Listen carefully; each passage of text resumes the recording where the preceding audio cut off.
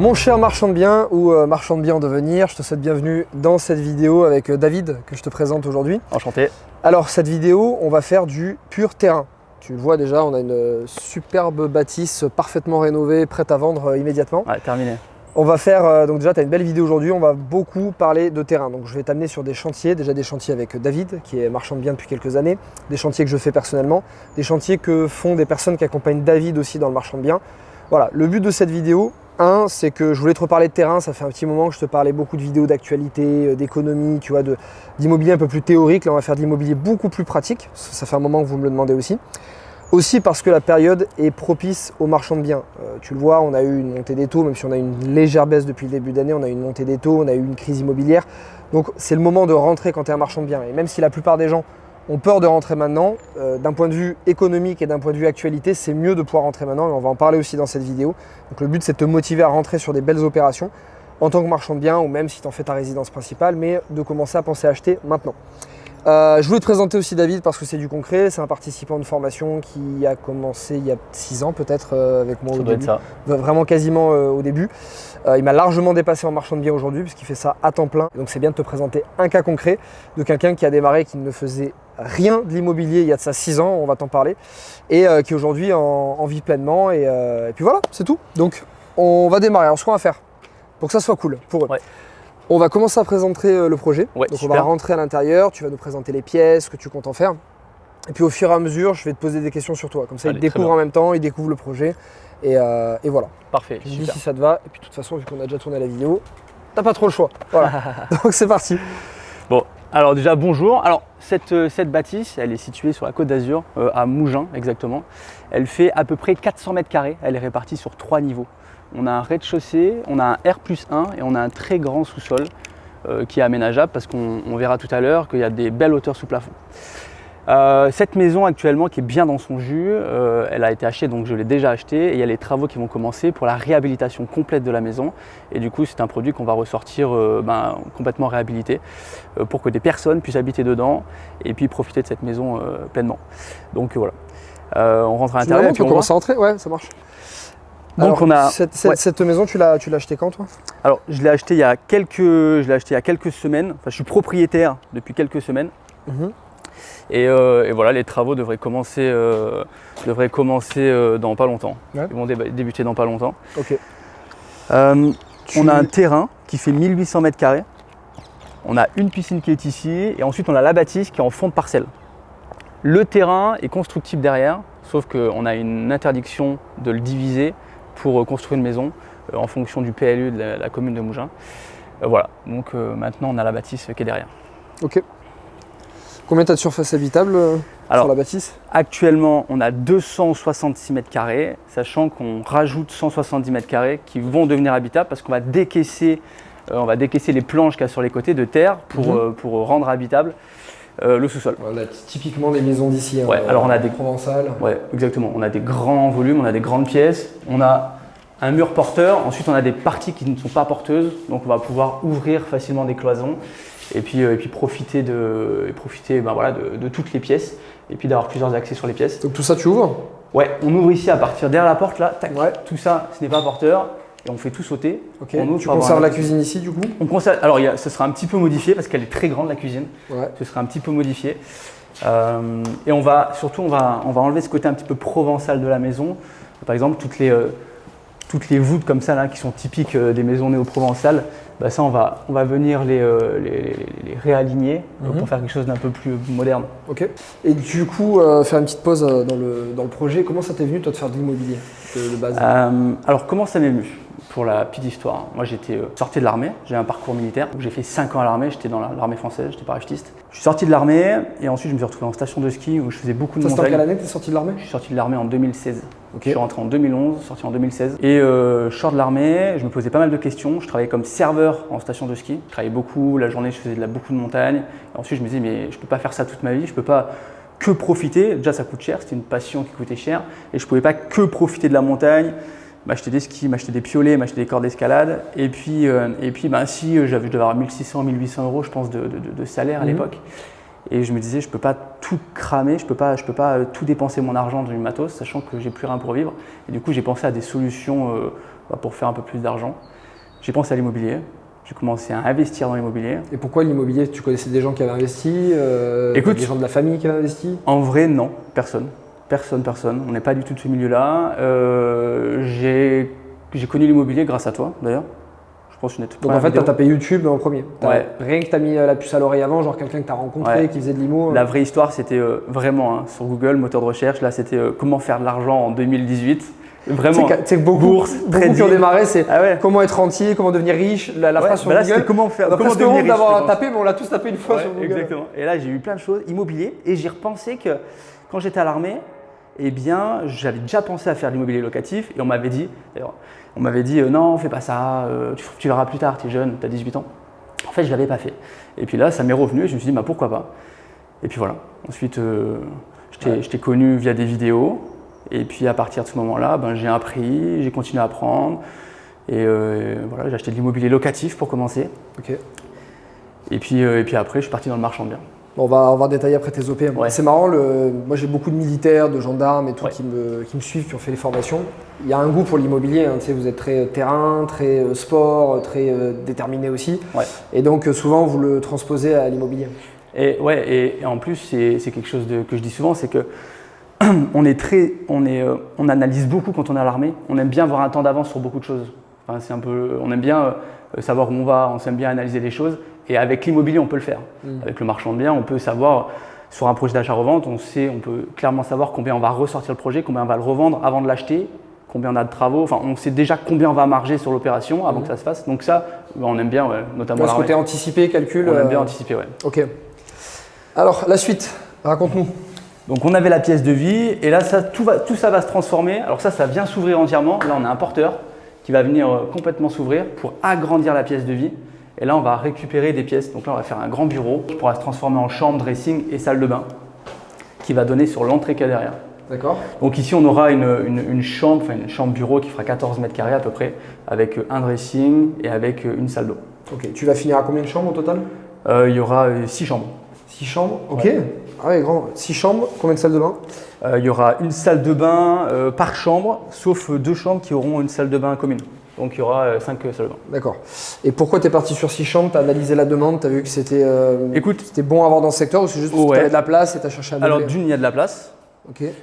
D'une, il y a de la place. Voilà, on a des plans. Ouais. D'une, il y a de la place. Et de deux, il y a peu de maisons où il y a autant de chambres. Ou du moins les maisons, on en parlera tout à l'heure, mais on est sur un secteur à Mougins où la maison, on ne peut pas la revendre 7, 8 millions.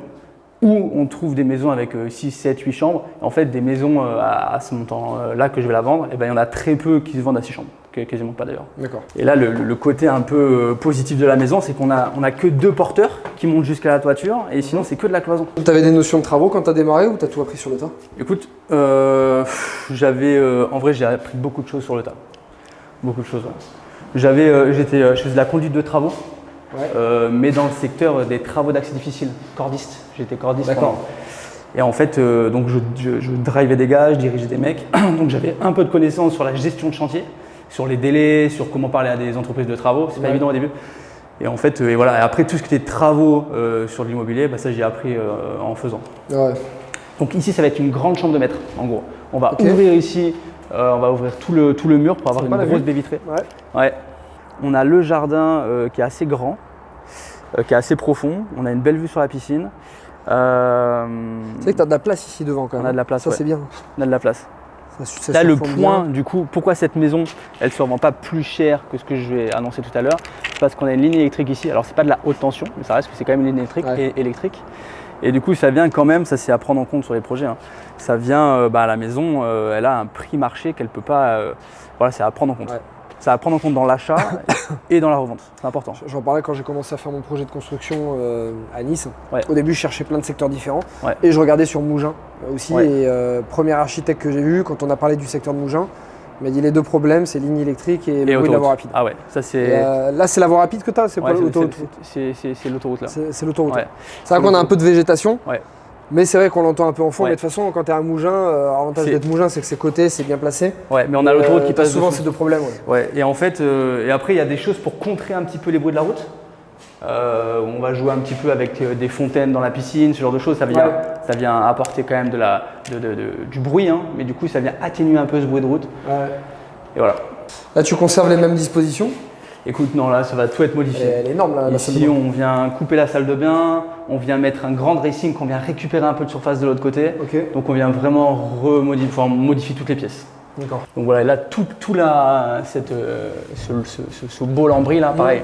On vient l'enlever, on vient récupérer, on a à peu près 2,40 m de hauteur sur le plafond, 2,50 m. D'accord. Ok, donc pour revenir un peu à toi, donc tu as commencé, donc tu as tapé sur Google comment devenir riche en 2016-2017. Ouais. Là, tu étais serveur. J'étais serveur saisonnier. Ok. À Chamonix en station de ski, ouais. Et c'était quand que tu étais conducteur de travaux? J'étais conducteur de travaux juste après. Pour lever de la dette et obtenir un crédit, il faut avoir une situation plus stable, notamment un CDI. Ouais. Bah, du coup, j'ai fait en sorte de mettre en CDI. Donc là, tu as été conducteur de travaux parce que tu savais qu'il te fallait un CDI pour le alors j'ai commencé sur les chantiers en tant qu'intérimaire cordiste. Cordiste, c'est quand on est sur les falaises, on accroche des gros filets anti-sous-marins, on appelle ça là, pour éviter que la roche elle tombe. Enfin voilà. Mon cousin qui était chasseur alpin, il s'est reconverti là-dedans. Ah bah voilà, beaucoup. Ouais, beaucoup. Et ton projet immobilier, c'était quoi et comment tu l'as vécu? Le premier? Les premiers? Alors la première année, j'ai fait 2 projets locatifs qui étaient assez gros pour ce que je pouvais emprunter. C'était deux appartements, c'était exactement les mêmes, 90 mètres carrés. Et deux en même temps, tu veux dire?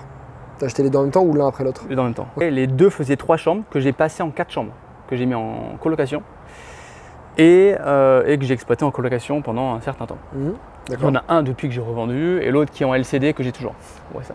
Du coup, j'ai fait des rénovations complètes dans les 2 appartements. Il fallait tout refaire, plomberie, électricité. Et puis, t'as fait toi-même ça?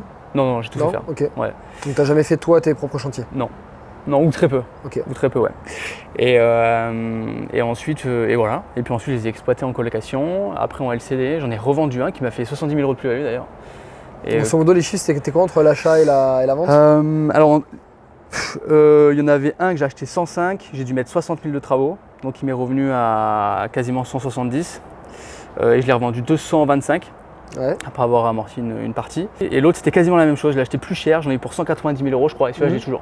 190 000 € avec les travaux, donc prix de revient total. Et ensuite, je suis parti sur 2 ans de différé, enfin ce que tu connais. Hein. Ça, c'est où, dans quelle ville? Grenoble. Parce que toi, tu es de Grenoble à la base. Ouais, c'est vrai qu'on l'a peut-être pas dit au départ, mais toi, tu es de Grenoble à la base. Oui. Et là, maintenant, tu es venu habiter dans le sud. Ouais. Maintenant, tu as une femme, tu as 2 enfants et tu as bougé de Grenoble à ici. Donc maintenant, tu fais des projets plutôt dans la région ici. Exactement. Donc Grenoble, on en parlera peut-être tout à l'heure, mais Grenoble, c'est une ville, c'est pas du tout le même marché. Du coup, c'est une ville où le prix de l'immobilier est très bas. Maintenant, on est sur quelque chose d'un peu plus gros. Voilà. Dans tous les cas, il y a des choses à faire des deux côtés, on en parlera tout à l'heure, mais c'est bien de le savoir parce qu'il y a beaucoup de personnes qui disent moi j'habite dans une ville où on n'est pas cher au mètre carré et on verra tout à l'heure que j'ai des exemples des personnes que je connais très bien qui ont fait des projets marchands de biens dans des zones qui étaient très peu chères. Et puis pareil, sur des zones comme ça, on peut faire des très beaux projets, donc on en parlera. Ouais, super, ok. Alors ce qu'on va faire maintenant, ce que je te propose, tu vas nous expliquer un peu ce projet. Oui. Déjà en chiffres, ce que ça représente, tu nous fais un peu l'historique de l'achat. Et après, on les envoie en vidéo à ton premier projet IMO. Ouais, super. Comme ça, ils voient un peu la marge de progression entre le début et maintenant, parce qu'il y en a eu une belle. Ouais. Et en plus, tu as financé de plein de manières différentes. Enfin, je les tease pas, ils vont apprendre le reste après. Donc, Alors du coup ce projet, donc on est en 2024 actuellement et c'est pas le plus gros projet que je fais. On en verra tout à l'heure des plus gros et en termes de levée de fonds, enfin en termes d'acquisition et de prix de revient, on est sur quelque chose de plus gros sur d'autres projets. Celui-là, l'achat 700 avec frais d'agence. D'accord. Je suis passé par une agence que je connais bien. Il y a 600 000 de travaux pour une revente à 2 millions. Ok. Voilà.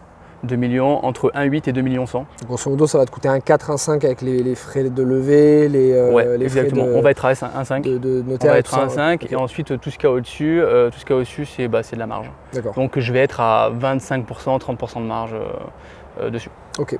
Et ce projet-là, tu le fais seul, mais tu finances une partie par des investisseurs privés? Ouais, alors je le fais seul, j'ai mis à peu près 40% d'apport sur l'opération, un peu plus, et ensuite le reste, c'est des investisseurs privés. Ok. Investisseurs privés, donc ça se fait assez bien. Quand on a ce type de projets qui sont assez où c'est assez clair comme ça, on arrive à bien le marketer, on arrive à bien le vendre auprès d'investisseurs et du coup voilà, on trouve des personnes qui peuvent investir, qui ont de l'argent et qui investissent ce type de projet. C'est ce qu'on fait avec Tokimo. Exactement. C'est du crowdfunding en fait. Exactement. Crowdfunding. Et pourquoi ne pas avoir financé avec la banque? Elle te suit pas ou parce que maintenant tu trouves plus d'intérêt à le faire avec des investisseurs? Alors ce projet, parce que j'ai dû l'acheter rapidement. Cette maison a été squattée. Au tout début, quand je l'ai acheté, les squatteurs sont partis, je devais vite l'acheter la maison. Et ils sont partis parce que vous les avez expulsés ou... Ouais, ils ont été expulsés, ouais. Ok. Et par la procédure qui a été attaquée par l'ancien propriétaire. Propriétaire, ouais, tout à fait. Et voilà, ils ont été expulsés. Et puis ensuite, j'ai dû l'acheter rapidement. Donc, j'ai pas pu passer par un prêt bancaire parce qu'on en parlera, mais des fois, la banque, c'est un peu plus long en marchand, en société. Des fois même bien plus long. et du coup, la chose la plus rapide, eh bien, c'est celle de passer par des investisseurs. Ouais. Comme Tokimo ou comme d'autres types d'investisseurs. On a fait le même constat avec CWML, donc c'est une foncière qui est marchand de biens, dans laquelle j'ai mis un directeur général et au début on finançait en fait les opérations de nos participants qui n'arrivaient pas à trouver du financement. Et avant donc de créer Tokimo, on passait par une banque, on était à 2,5 de taux, on est monté jusqu'à quasiment 7 pendant la période montée des taux. Plus des délais qui passaient de 2 mois pour un oui à plus de 4 mois, plus des fois on nous disait oui, 4 mois après on nous disait non. On a perdu 2 dépôts de garantie sur 2 biens et un troisième on a réussi à le récupérer parce qu'on a joué un peu avec nos avocats. Et quand on a fait nos calculs du temps qu'on perd, le temps à supporter le portage financier ou alors ne pas avoir le projet qui tourne ou ne pas le revendre assez vite, ou les pertes de dépôt de garantie, on a fait nos calculs, on a dit en fait un crédit il nous coûte 10 à 12 avec la banque, même si on pense qu'il nous coûte 7, avec les délais et ses pertes ça nous coûte 10-12. Bon on prend des investisseurs, on leur donne 12. Et c'est ce qu'on a fait aussi et après en voyant ça on s'est dit putain finalement ça marche bien. Et si on faisait du crowdfunding, et c'est là qu'on a créé aussi crowdfunding avec Mathieu, donc c'est venu en fait d'un besoin qu'on avait nous déjà réellement. Et voilà, donc l'idée de passer aussi par des investisseurs privés. Oui, bien sûr. Et effectivement, tu as raison, on pourra en rajouter une petite couche, mais les banques, déjà le délai est long et ensuite il faut que les biens soient purgés de tout recours. Donc je ne sais pas si quand on pose un permis de construire, un permis d'aménager ou une déclaration préalable, eh bien il faut attendre que le bien il soit complètement purgé de tout recours, donc c'est recours des tiers, et par rapport à l'urbanisme aussi, il soit purgé de tout recours pour pouvoir avoir le financement. Donc des fois ça peut pousser sur certains projets à 6 mois, 7 mois, ça peut être assez long. Et du coup là on se retrouve un peu bloqué. Ouais. Ok, donc là tu me dis quasiment 1,5 million de coûts, revente à 2 millions, d'accord. Et là ce projet, quand est-ce que tu attaques les travaux et quand est-ce que tu prévois de les finir? Écoute, les travaux, on attaque les travaux dans 2 semaines et le projet, et du coup les travaux vont durer à peu près 6 à 8 mois. Donc ce qu'on fait, on va partir d'ici. Entre temps, on leur envoie les vidéos de ton projet. Ouais. Et puis après, on a même d'autres surprises, c'est que tu as été voir des projets avec des participants à toi, enfin des personnes que tu accompagnes, parce qu'aujourd'hui tu accompagnes des personnes en physique, c'est-à-dire des personnes qui font leur projet de marchand, tu les aides à réaliser leur projet de marchand. Ouais. Donc ça c'est top, tu as déjà pas mal de personnes qui ont fait des projets, des beaux projets. Donc on va aller voir ça aussi. Ouais, super. Et puis après je vais te montrer des projets à moi aussi. Enfin voilà, on va parler de plein de projets différents, comme ça tu auras plein de choses à comparer et à des budgets qui sont totalement différents. Exactement, tout à fait. C'est parti, let's go.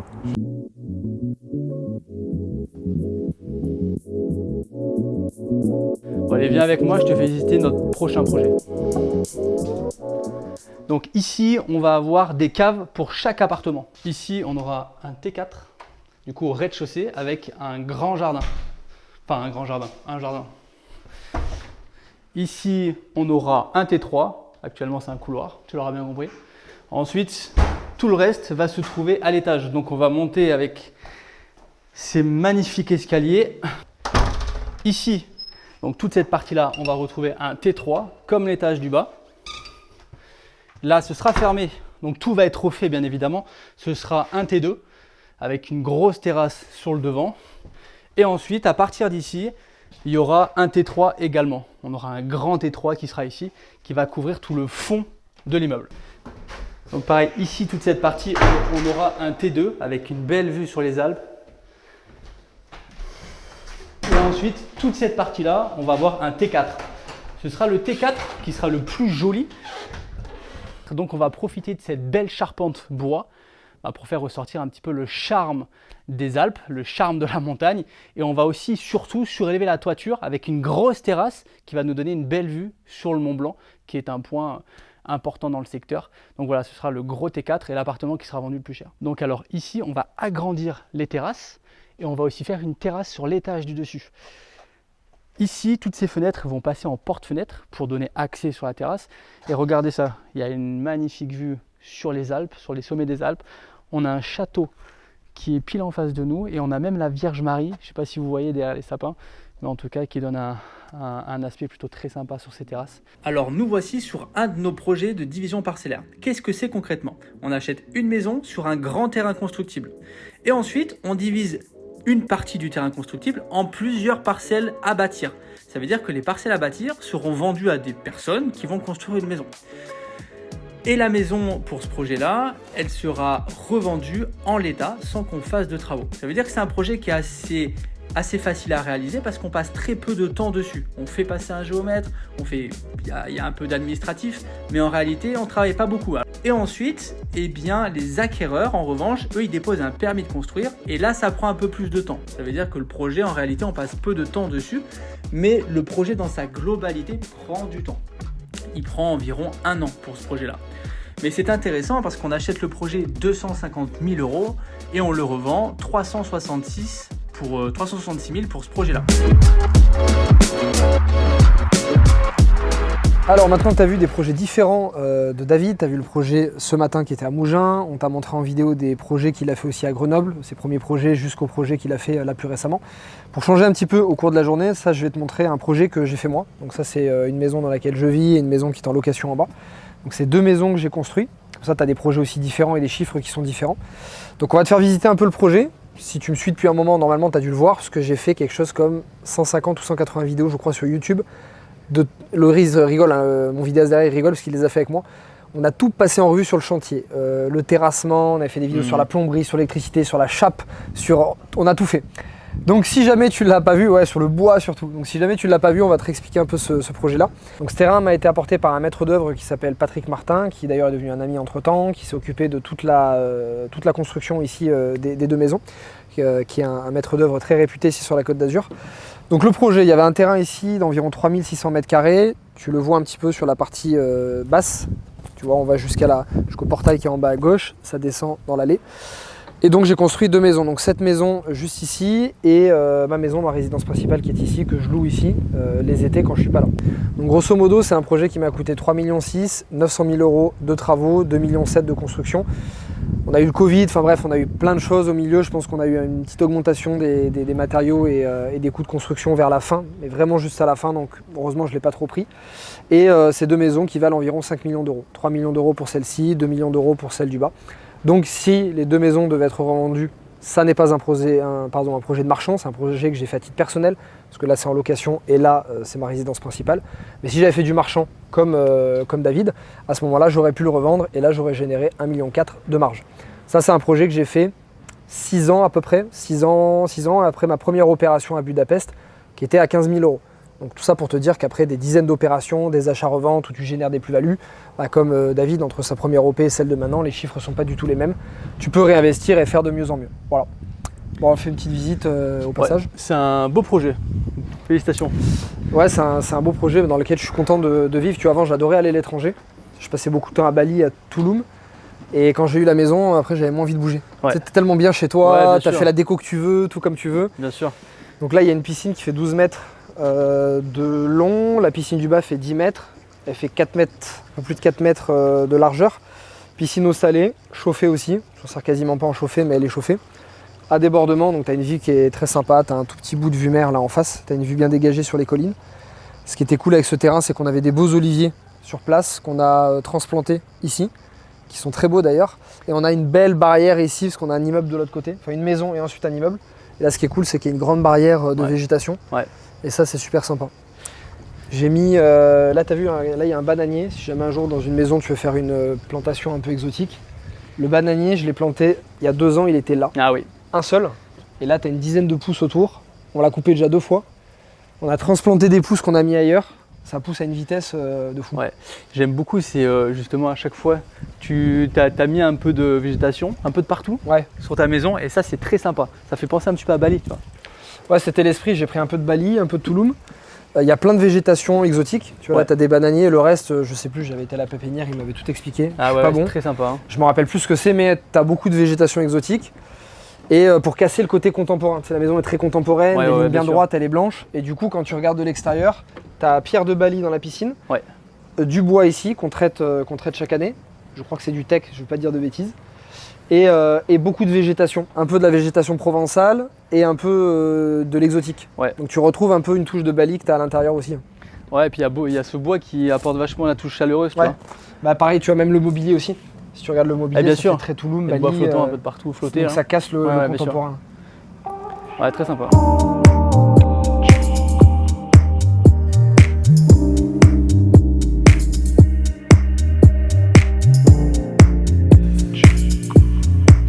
Alors là, donc une fois qu'on est rentré, on a un toilette indépendant qui est juste à gauche, ici. Toilette avec vasque. Là, on a un grand séjour salon avec environ 80 mètres carrés. Et comme tu vois, beaucoup de matériaux exotiques, hein, comme tu disais à l'extérieur. On a mis du parquet ici au plafond, donc ça rappelle un peu Bali, le bois un peu chaud. Ici, en bois aussi, le plan de travail en bois. Là, ici, on a mis des claustras en bois, pareil, pour ajouter un peu de charme. Ça, c'est fait en pierre de lave, ça vient du Maroc. Ça, c'est du palmier. En fait, il n'y a que des matières un peu organiques, chaudes, pour donner ce côté exotique toujours. Puis, ce qu'on peut dire, c'est qu'il y a du sur-mesure de partout dans cette maison. Ça veut dire que tout est sur mesure. Il n'y a rien qui est…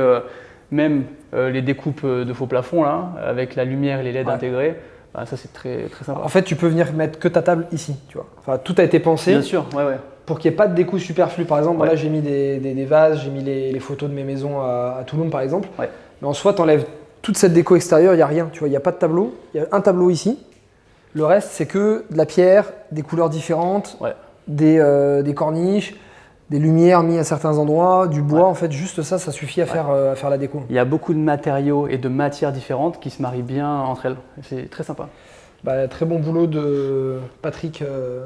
Patrick m'a fait les plans au début, mais des plans très contemporains, très Côte d'Azur, un peu bling, tu vois. Parce que de voyage un peu. Moi, au début, j'ai fait des plans très Bali. Et après, tu vas voir dans la salle de bain, normalement, là on peut pas y aller, mais à la salle de bain, tu as des pierres au sol et tout, c'est très ouvert. Et on a fait plein d'ouvertures. On a fait une grande ouverture de 5 mètres ici, avec ceux qui sont bons en plantes pourront me dire ce que c'est, je ne me rappelle plus. Je pense que ça a dérivé un peu d'un badanier, mais très très beau. On a fait ouverture ici, ouverture là-haut aussi, avec un Velux, une belle grande baie vitrée ici, et une double hauteur sous plafond là, avec une ouverture là. Pareil dans la salle de bain, et dans toutes les salles de bain, on a fait des ouvertures, comme tu verras dans la vidéo, pour laisser rentrer de la lumière. Comme ça, tu as l'impression, un peu comme à Bali, de vivre un peu dehors. C'est une impression. Avec ces ouvertures, ça fait traversant, c'est très lumineux, et non, très sympa. Là, il y a une fontaine, je ne l'ai pas allumée, mais tu as une fontaine ici avec un bac d'eau derrière. Donc tu as un petit bruit d'eau, enfin tout a été fait pour recréer un peu d'exotisme, parce que maintenant, même les gens qui ont de l'argent, ils vont dans des endroits comme Bali, comme Touloum, et ils cherchent à retrouver un petit peu ça quand ils sont ici. Donc c'était l'idée du projet. On s'installe ? Allez, super. Quelle année ça, tu l'as construite quand? Il y a 2 ans, 3 ans, 2 ans? Ouais, je l'ai fini de la construire en 2022. Ah ouais. L'été, je l'ai livré l'été. 2022, ok. Et là, on est en 2000. Donc c'est ton deuxième été dans la maison. Ouais, donc deuxième été là dans la maison. Et en plus, ça se loue bien l'été. Là, j'ai loué 4 semaines cet été à 15 000 net la semaine. Ah ouais, incroyable. Donc ça fait, juste là sur les locations d'été, ça fait mon crédit annuel. À peu près. Parce que j'avais mis un bel apport aussi au départ, mais ça fait à peu près mon crédit annuel. Et je cherche pas à louer plus. À la fin de l'été, j'avais envie d'être chez moi. Au début d'été, j'ai pas trop loué. Si je louais par exemple pendant certains événements, si je louais dès le mois de juin par exemple, je pourrais peut-être faire plus de 100 000 €. Ça suffirait pour couvrir toutes les dépenses de l'année. Le jardin, la piscine, etc. Donc non, en plus ça se loue bien l'été, donc c'est cool. Voilà. Pour revenir à toi, un petit peu. On va revenir à toi. On va parler des chiffres de tes projets un peu plus tard, ceux qu'on a vus. Mais explique-nous déjà comment tu as fait ton premier projet immobilier. Comment tu es passé de la théorie, c'est-à-dire j'apprends via des vidéos, formations, etc., à maintenant je fais mon premier projet. Et c'est quoi les plus grosses galères que tu as rencontrées au départ? Alors déjà, j'étais dans le locatif. Et en fait, j'avais atteint mon taux d'endettement maximal. Avec les 2 colocs, c'est ça? Avec les 2 colocs. J'étais endetté à 380 000 € pour les 2 colocs. Et du coup, je ne pouvais plus aller au-dessus. Enfin, c'était compliqué. Et on m'a proposé un projet marchand. Un ami à moi m'appelle, me dit écoute, j'ai un projet marchand, est-ce que tu veux le faire avec moi? Je dis écoute, j'aimerais bien. Et juste avant ça, quelques mois avant, j'avais pour idée de rentrer dans le marchand de biens et je vais voir un vieux marchand de biens de ma ville. Alors moi j'habite à côté de Grenoble, dans une petite ville de 20 000 habitants. Et je vais voir le seul marchand de biens qu'il y avait dans le secteur, qui était là depuis 30 ans, et je lui demande, je vais le voir et je lui dis, écoute, est-ce que je peux travailler pour toi gratuitement? Est-ce que je peux t'aider pendant une certaine période et tu m'apprends ce qu'est le métier? Il a dit, écoute mon grand, d'une, non, parce que tu es sur mon secteur, il n'y a que moi qui connais le marché ici, et de deux, j'ai pas de temps à perdre pour toi, je te connais pas. J'ai fait, oulala, ça va être vraiment le compliqué. réflexe de tous les marchands, ce qui est normal. Hein. Ouais. Ils se partagent pas les secrets, ils disent rien, genre, chacun se démerde. Quoi. Ouais. Et c'est tellement. Et quand tu dois apprendre le métier de marchand de biens, il faut apprendre avec des bases solides parce que sinon tu peux faire de grosses erreurs qui peuvent coûter très cher. Et puis il n'y a pas d'études qui te l'apprennent, il n'y a que d'autres mecs qui peuvent te l'apprendre. Exactement. Donc ça n'a pas marché, et là, du coup, quelques mois après, je m'associe avec un ami pour un projet de marchand de biens qui a très bien marché. C'était un immeuble de 6 appartements, on a tout fait entièrement. Et ensuite, la même année, j'ai fait 2 autres projets. Donc ça s'est plutôt bien passé. La première année de marchand, j'ai pas mal travaillé parce que j'avais mon métier à côté, j'étais salarié. Donc j'avais beaucoup de boulot, j'ai pu sortir des très belles opérations. Toutes les opérations ont eu beaucoup de travaux. Donc ça a fait 1,8 million de CA, donc de revente. Hein. Et ensuite ça a dégagé. On va les détailler plus tard dans la vidéo, t'inquiète pas. Ouais, exactement. Et ça a dégagé un bénéfice intéressant. Et je suis parti du salariat. Après je me suis dit, let's go. Tu as fait 3 OP en marchand et après du coup tu as quitté le salariat. 3 OP en marchand, j'ai quitté le salariat entre-temps dans cette année-là. Okay. Et ensuite je me suis lancé à 100%. D'accord. Au jour d'aujourd'hui, donc j'étais dans les Alpes. Et j'ai toujours mon activité dans les Alpes et je suis aussi sur la Côte d'Azur. J'ai déménagé sur la Côte d'Azur où je fais des opérations qui sont tout aussi belles, voire plus grosses. J'essaie d'aller dans des secteurs qui étaient inatteignables jusqu'à maintenant, donc avec des hauts budgets, quand on rentre dans des très belles prestations, quand on est bien positionné front de mer, enfin voilà, c'est l'idéal. Pour moi en tout cas ici. Et puis voilà un peu ce qui était de ma première année. Hein. C'est quoi les plus grosses galères que tu as eues pour ta première OP? Est-ce que tu dirais que ce qui t'a le plus bloqué au départ, c'est psychologique parce que tu ne connaissais pas le métier, parce que tu avais des craintes de base, parce que tu savais pas? Est-ce que tu penses que ça a été des contraintes financières, tu n'avais pas assez de cash? Ouais. Ou est-ce que c'était des contraintes techniques à ce moment-là, tu connaissais pas le métier, tu te plantais, tu faisais plein d'erreurs qui te coûtaient cher dans les travaux, dans la recherche de biens, etc. Alors déjà, le côté financier c'est sûr, parce que quand je me suis lancé en marchand, j'avais rien de côté. C'est véridique, je pense que j'avais 6 000 € de côté, j'ai pu créer ma boîte, mettre mon capital et après c'était très limité. Parce qu'en plus tu as créé ta boîte, tu n'as pas fait d'OP marchand perso avant, tu n'as pas fait une achat de résidence principale que tu as vendu. Ouais, tu as fait le parcours que je ne conseille pas forcément de faire en soi, on conseille toujours de faire quelques OP perso avant, tu vois. Alors une de mes OP dans cette année-là, c'était une OP en RP, résidence principale que je n'avais pas revendue. Donc je me suis mis en marchand. J'étais en train de faire ma RP. Mais tu n'avais pas encore revendu tu l'avais pas encore revendu. Donc j'ai pas profité de ça. Donc c'est après la deuxième année où je me suis dit let's go, c'est parti. On va rentrer avec un peu plus d'argent dans les projets. Mais en fait voilà. Et au début c'était le manque de finances. Donc j'ai dû développer des stratégies en fait qui permettaient de trouver de l'argent. En fait j'ai fait une conclusion. Hein, c'était que beaucoup de personnes en France ou vers chez nous ont de l'argent, même à Grenoble, de partout. Eh bien, il faut juste savoir démarcher ces personnes-là et puis savoir comment demander de l'argent et vendre un projet. Donc, j'ai fait cette analyse-là un petit peu. Et puis voilà, donc les premiers projets, j'allais défendre un petit peu mon projet, j'allais voir des personnes qui avaient de l'argent. Et comment tu les trouvais ces gens-là? Bonne question. Moi, je ne viens pas d'une famille qui a entrepris. Ouais. Donc, en fait, tous les gens, je pouvais aller voir ma mère ou je ne sais qui. Enfin, je veux dire, c'est pas possible, quoi. Donc, je suis allé, j'ai mis des messages sur les réseaux. À l'époque, j'avais pas de page Instagram. On était 400 sur ma page Insta. C'était que des amis à moi. Mais en fait, des connaissances ou des amis qui avaient 20 000 de côté, de lycée, tout ça, qui me disaient, écoute, moi, je veux bien te prêter 20 000 €, 30 000 €. Et petit à petit, j'ai pu faire mes premières OP. Ok, donc toi, tu as plutôt financé comme ça, ouais, par des potes ou par des privés, exactement. Plutôt que au crowdfunding, comme on disait tout à l'heure, plutôt que par les banques. Ouais, et je me suis fait financer un de mes premiers projets aussi par une plateforme de crowdfunding, effectivement. Okay. Et ça m'a permis de démarrer, bien évidemment. Parce que quand on démarre, déjà de faire de l'argent avec rien, c'est pas évident. Se lancer dans l'immobilier sans rien, c'est pas évident. Donc il faut des stratégies, il faut trouver de l'argent. Donc voilà, donc le premier blocage c'était financier, et ensuite c'était les connaissances. Parce que les erreurs, peuvent coûter très très cher. Je dis souvent, hein, c'est facile, façon de parler, de gagner 100 000 € et on évite le king. Tu vois. Dès qu'on a fait un peu d'argent, on dit on est fort. Mais quand on perd cet argent-là ou quand on est un peu sur la limite parce qu'on a fait une erreur, là c'est un peu plus compliqué. Donc il faut respecter, on a des règles à respecter, surtout quand on est professionnel de l'immobilier. Et du coup, il faut savoir tout ça. Ouais.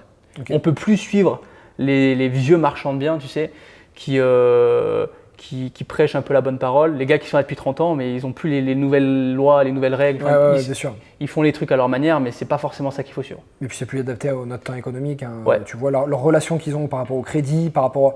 Je connais des marchands qui ont 60 ans, ils ont 50 millions et ils font encore eux-mêmes, tu vois. Ouais, ils vont changer une serrure eux-mêmes. Oui, parce que c'est comme ça qu'ils ont grandi. Bien sûr. Et donc toute l'éducation est différente. D'accord. Ok, donc maintenant, tu as fait combien d'opérations de marchands sur combien d'années depuis que tu as démarré? Alors moi, j'ai créé ma structure il y a quasiment 4 ans, marchand de biens. J'ai fait 12 opérations, et avec celle en cours encore, celle que j'ai en cours. Et en tout, j'aurais revendu 35 lots. Voilà, cette fin d'année ou début d'année prochaine. En 4 ans, c'est top. Ouais. Pourquoi 35 lots? C'est comme pas mal de personnes connaissent. Des fois, on achète une grosse bâtisse, une grosse maison, et on divise, on fait plein d'apparts, on crée un immeuble. Du coup, des fois, on achète une maison et puis on revend 6 appartements clés en main. Donc voilà. Ok. Et maintenant, tu accompagnes en one-one d'autres marchands. Effectivement. Maintenant, tu proposes ton expérience aussi à d'autres personnes. Comment ça fonctionne? Ouais. Alors j'accompagne des personnes depuis un peu plus d'1 an parce que, par simple demande, ça veut dire que les personnes voyaient que ça fonctionnait, ils me demandaient comment je faisais et petit à petit j'ai un petit peu réfléchi à comment je pouvais faire. On a tous démarré comme ça avec les potes qui… Exactement. Moi il y a 10 ans c'est pareil, des potes à table, t'as acheté à Budapest, pourquoi, comment, ils posent la question et après tu dis si mes potes s'intéressent, il y a forcément d'autres gens que je peux aider aussi. Ouais, c'est ça. Mais j'ai démarré avec des personnes de mon entourage et puis ça a marché pour eux et puis petit à petit je suis rentré un peu dedans. Et du coup comment ça fonctionne? Les personnes, je les accompagne pendant 12 mois pour réaliser un projet d'achat-revente. La promesse, c'est quoi? C'est de réaliser entre 30 et 250 000 euros de plus-value. Pas de prérequis de départ en termes d'expérience ou en termes de capital? Non, parce qu'on enseigne tout dans l'accompagnement, c'est très bien fait. On surdélivre, ça veut dire qu'on est là à toutes les étapes, on surdélivre vraiment. Et je vois les personnes toutes les semaines. On avance sur chaque projet. Pourquoi 30 000 minimum 30 000 euros? Parce que je pars du principe que sous 30 000 euros, ce n'est pas vraiment un projet qui a été pensé pour de l'achat-revente, pour du marchand de biens. Et 250 000, c'est une de mes premières opérations que j'ai fait en bénéfice. Et j'avais beaucoup moins de connaissances, pas de capital et beaucoup moins de connaissances que les personnes. Voilà, donc il y a des personnes dans l'accompagnement qui font, je pense à Andrea ou je pense à Wilfried qui font 320 000 euros de plus-value dans l'accompagnement. Okay. C'est fou. Donc tu les accompagnes, tu vois, par exemple, moi j'ai des formations, j'accompagnais il y a très longtemps en one-one certaines personnes au début, mais après j'ai plus eu le temps et c'était quelque chose qui me prenait énormément de temps. Toi tu as encore ce temps-là à dévouer, donc c'est super d'avoir ce temps-là, tu vois, en one-one. Donc toi tu prends des personnes en one-one, ils ont des formations en ligne, comme la mienne par exemple, mais spécifique pour le marchand de biens, et après toi tu les prends aussi par téléphone avec d'autres marchands de biens. Et tu fais quoi? Tu les accompagnes à chaque étape, tu vérifies leur projet, tu valides leur projet si ça respecte certains critères? Exactement. Donc j'ai une équipe avec moi maintenant, des marchands de biens qui font ça à l'année et du coup qui m'aident aussi à délivrer, à surdélivrer parce qu'on est là tout le temps, à toutes les étapes. Et du coup, je vois les personnes chaque semaine. Donc ça se fait à travers des visios généralement ou au téléphone. Et du coup, chaque soir de quasiment chaque semaine, je vois les personnes, ou on voit les personnes et on avance sur chaque projet. Okay. En groupé ou en individuel. Mais c'est sur 12 mois, c'est costaud. Hein. Okay. C'est costaud et les personnes… En fait, on surdélivre parce que 12 mois pour réaliser un projet d'achat-revente, faut quand même y aller, sachant qu'il y a le temps de la recherche dedans. Donc tu vois, en moyenne, les personnes trouvent un bien en moins de 3 mois, c'est entre 2 et 3 mois. Mais je pense à Amandine qui a trouvé un projet en 6 jours. Ça fait 2 ans qu'elle cherche chez elle et puis en 6 jours elle trouve un projet. Donc là on a quand même le temps en 12 mois, mais sinon, voilà. Donc c'est assez court, donc c'est pour ça qu'on… faut y aller quoi. Si je voulais faire cette vidéo avec toi aussi et te faire intervenir, c'est que moi je suis un généraliste, moi j'ai fait du marchand, je fais du locatif, je fais de l'étranger. Je connais un peu sur tous les domaines, mais je ne suis pas spécialisé marchand comme toi tu peux l'être et ce que tu délivres aussi à tes participants. Ce qu'on va faire, on va te faire un live directement, gratuitement, parce que je sais que j'ai beaucoup de demandes sur les marchands depuis longtemps, de gens qui veulent que je les accompagne et forme en marchand. Moi, ma formation immobilière, elle est générale. On parle un peu de marchand, on parle un peu d'achat-revente, mais on reste en surface sur tous les sujets. On n'a pas délivré à 100% que sur le marchand de biens. Donc toi que tu sais le faire et que je vois ta méthode parce que je sais comment il fait, comment il travaille, comment il fonctionne et je connais leurs participants, enfin ses participants et ce qu'ils ont fait aussi. On te met un atelier gratuit, ça sera dimanche le 8 septembre, donc ce dimanche-là à 20h30, tu regardes dans la description, tu peux t'inscrire. Et ce qu'on va faire, c'est que pendant au moins 1 heure, 1 heure et demie, on va détailler les opérations qu'il a fait, il va t'expliquer sa méthode, il va te dire comment tu peux le dupliquer dans ta ville, comment avec l'actualité du moment on peut rechercher des opérations immobilières, comment tu peux faire de l'argent sur des OP, comment quand tu n'as pas de capital, tu peux réussir à trouver du capital via d'autres investisseurs, les banques, etc. Bref, on te fait ce point complet, comme ça au moins on a le temps, nous, dans la vidéo, d'aller te faire d'autres opérations. Voilà, donc ça on en parle dans le live, comme ça au moins tu peux t'inscrire. Du coup, ce qu'on va faire, vu que tu me parles des gens que tu as accompagnés, etc., on va leur passer la vidéo des projets qu'ont fait certains de tes membres. Effectivement, Il a été filmé quelques projets qui sont sympas, à des montants différents, avec des expériences différentes, comme ça au moins tu vas bien pouvoir te projeter. On part voir ça en vidéo et nous ce qu'on fait de suite après, on se retrouve à un chantier que je suis en train de faire à Cannes, à la Croisette. C'est pas un projet de marchand, mais comme ça tu as un avant-après travaux. Enfin, on est quasiment sur la fin et on parlera un peu chiffres et comme ça tu verras ce qu'on peut faire aussi avec un autre projet devant la mer, parce que tu parlais de devant la mer. Et il le sait parce qu'il fait aussi un projet immobilier à la Croisette. Et on va en parler tout à l'heure. À toutes. Alors, je suis en présence de Rudy. Rudy, il fait partie de mon accompagnement et il a acheté un appartement. Il habite sur Istres et du coup, il a acheté un appartement sur Istres. Il avait déjà fait, si je ne me trompe pas, au moins une OP d'achat-revente. Une OP d'achat-revente. Une OP d'achat-revente. Et 4 ans en location. Et 4 en location. C'est ça. Donc, il a quand même de l'expérience dans l'immobilier. Et là, il est en train de faire une belle OP marchand. Et du coup, il va nous expliquer un petit peu. On est sur son chantier. Donc, c'est parti. Rudy, vas-y, tu peux te présenter. Bonjour, moi c'est Rudy, j'ai 28 ans et je suis passionné d'IMO. Ouais. Donc voilà, j'ai fait plusieurs opérations j'ai commencé en 2017. J'ai fait plusieurs opérations notamment dans le locatif et de plus en plus je me suis dirigé vers l'achat-revente, notamment en résidence principale. Yes. Et du coup, tu es un ancien militaire? Un ancien militaire. Un ancien para. C'est ça, para. Un ancien para de Carcassonne, ouais. Et du coup, t'aimerais passer marchand. Toi, tu fais un peu de trading aussi? Je fais un peu de trading. Un peu de crypto? Un peu de crypto. Et du coup, t'aimerais te mettre dans le marchand un petit peu? C'est ça. Ok, ça marche. Alors du coup, parlons un peu de l'appartement. L'appartement, quelle surface il fait, son prix d'achat, tout ça? Ok, d'accord. On est sur un appartement d'environ 80 mètres carrés. Ouais. Dans une résidence des années 80 d'Istres qui est assez bien réputée. Ouais. Du coup, l'appartement, comme je dis, à 80 mètres carrés avec 2 chambres, une grande salle de bain, ouais. Un cellier et un balcon d'environ 5 mètres carrés approximativement. Ouais. Et du coup, pas très bien foutu parce qu'il y avait une cloison ici qui séparait, comme on retrouve dans pas mal d'appartements en fait. Ils faisaient ça à l'époque, hein, ça se trouve encore, mais il séparait la cuisine du salon et du coup là on avait une cloison et du coup je m'en souviens, tu avais vu un peu le potentiel où c'était assez cloisonné, salon petit, cuisine pas très grande et du coup et vu que c'était pas porteur, tu t'es dit jour. On a grandi, c'est beaucoup plus lumineux. Ouais. Et voilà. Et un bon coup de réno parce que du coup il était un peu dans son jus. C'est ça. On a des fenêtres simple vitrage de partout sauf ici. C'est ça, sauf la baie vitrée qui est du double. Ouais, et on a un balcon ici, on a un petit balcon ici. C'est ça. Ok, ça marche. Et du coup, 88 mètres carrés, on est sur Istres. C'est ça. C'est un T3. C'est un grand T3 d'ailleurs. Combien tu l'as acheté? Du coup, il était affiché à 170 000 €. Ouais. Donc du coup, ça faisait plusieurs mois qu'il était en vente. En vente. Affiché, ouais. Affiché, exactement. J'ai décidé de le visiter et de voir ce qu'il en était. Et l'agent immobilier, c'était l'héritier qui avait perdu sa maman. Ouais. Donc du coup, il n'y avait pas de frais d'agence. D'accord. Donc il vendait le bien, la succession avec ses frères. Et j'ai tenté le coup. Ouais. Voilà, j'ai fait une offre à 130 000 €. Voilà, j'avais estimé de 170 à 130. À 130, ouais, j'ai tenté le coup. C'était un peu, une grosse négo. Voilà. Bon, après, il était dans un état assez dans son jus. Ouais. Ouais, c'était un peu VO, il y avait 3-4 couches de tapisserie un peu de partout. Du coup, il a réfléchi, il a directement accepté.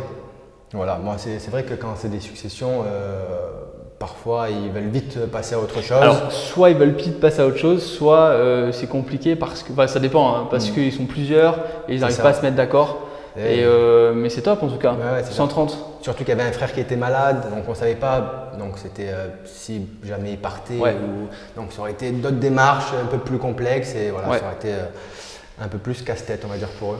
Ouais, ce projet-là, donc ensuite tu as payé les frais de notaire. C'est ça, environ 10 000 € de frais de notaire. 10 000 € de frais de notaire parce que frais de notaire en nom propre, pas en marchand. C'est ça, en nom propre. Donc à taux plein 8%. Et ensuite 8%, ouais. Et ensuite ce projet-là, tu fais combien de travaux dessus? J'ai estimé mon budget de travaux à 15 000 €. 15 000 €. Voilà, en mettant moi-même un peu la main à la pâte, bien sûr. Ouais, avec remplacement des menuiseries. Remplacement des menuiseries. Du coup, pareil, rénovation, donc peinture sur les murs, c'est ça? C'est ça. Électricité, non? Je vois. C'est ça. Électricité, plomberie, placo. Ouais. Placo, enduit de tous les murs. Peinture. Peinture. Ah ouais, 15 000, c'est pas cher. Hein. Ouais. Bon, j'ai mis beaucoup la main à la pâte, hein. Même si on n'est pas un peu bricoleur. Ah ouais, waouh. On essaye Et cuisine? Et cuisine. En plus, après. cuisine, elle est assez grande. Ouais, 4 mètres linéaire. Je suis resté sur du linéaire. Ok. Salle de bain. Salle on va de aller bain. faire un tour. Et ah ouais, 15 000. Ouais, 15 000. Bon, après, il y a la déco qui rentre pas dans les 15 000. Hein. Ouais. Donc, je pense qu'on va arriver à 18, environ 18 000, je pense. Ok, ça marche. 18, 20 000, ça dépend de la cuisine. Et tu arrives à faire entrer les menuiseries dans les 15? Ouais. Wow. Ouais. Ok, ça marche. Beau, c'est très beau. Bon, on va faire un tour, c'est parti. Donc là, il y a à peu près combien de surface? Il y a 30? Ici, il y a 35-40. Ouais. 35-40. Avec le petit hall. Ok, donc ici on a l'entrée et ensuite il y a les pièces, il y a les chambres. Bon, on a une première chambre ici. Ok. Et du coup, l'idée c'est que tu revends meublé. Je revends meubles. Je sais pas encore. Ouais. Je vais meubler. Ouais. Si la personne veut les meubles, Tu les vends je avec. les vends avec. Si jamais elle ne veut pas, je me débrouille. Ok. Je fais Le fait de meubler, ça permet de voir les. les Ces espaces. chambres, elles sont plutôt simples, on imagine le lit, mais des fois on ne sait pas trop. Des fois on a une. Il suffit qu'on dise, bon, on a une armoire, ensuite il y a le lit, mais est-ce que j'arrive à passer avec la. Du coup, ça aide un petit peu à se projeter. Mais en tout cas, c'est une chambre qui fait quoi 11 mètres carrés Ouais, à peut-être? peu près 12, ouais. On est pas à 12. T'as fait du réglage ici? Non, pas encore. Pas encore? Ah ouais? il faut que je le Ok. fasse.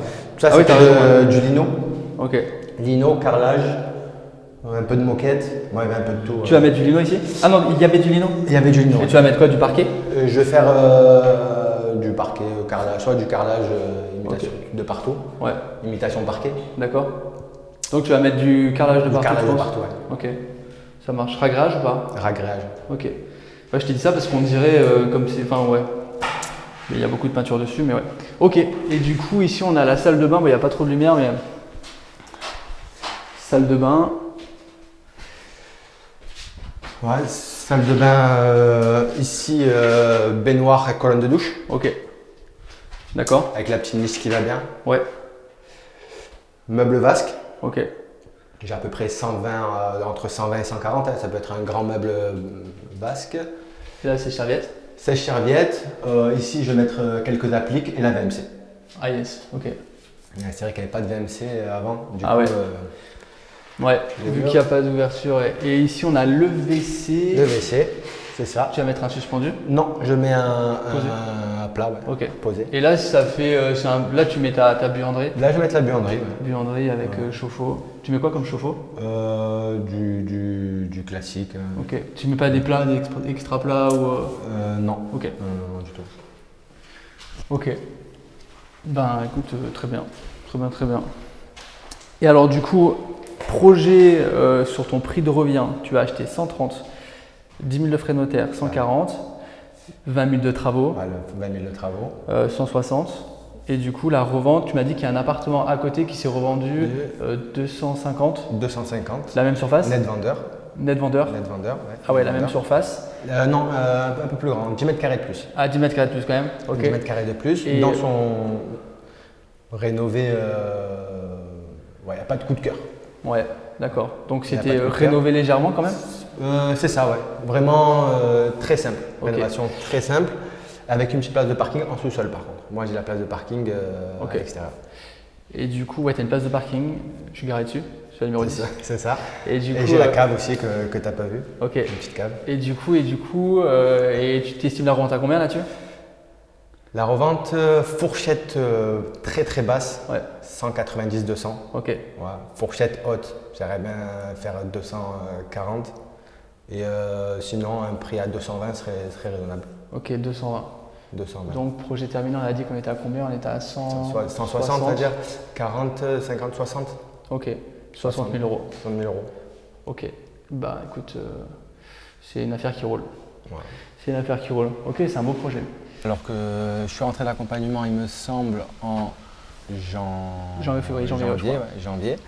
Janvier, j'ai signé en avril. Donc je suis propriétaire en avril. Ouais. Ok.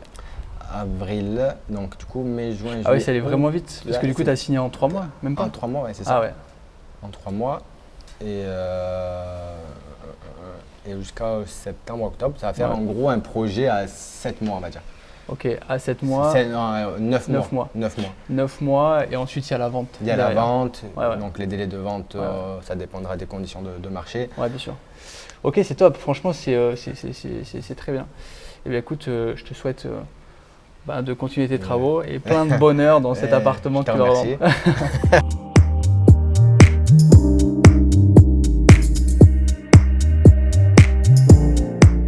Alors, parle-moi de cet appartement un petit peu. Et Simon. bien alors, je vais tout expliquer sur cet appartement du coup.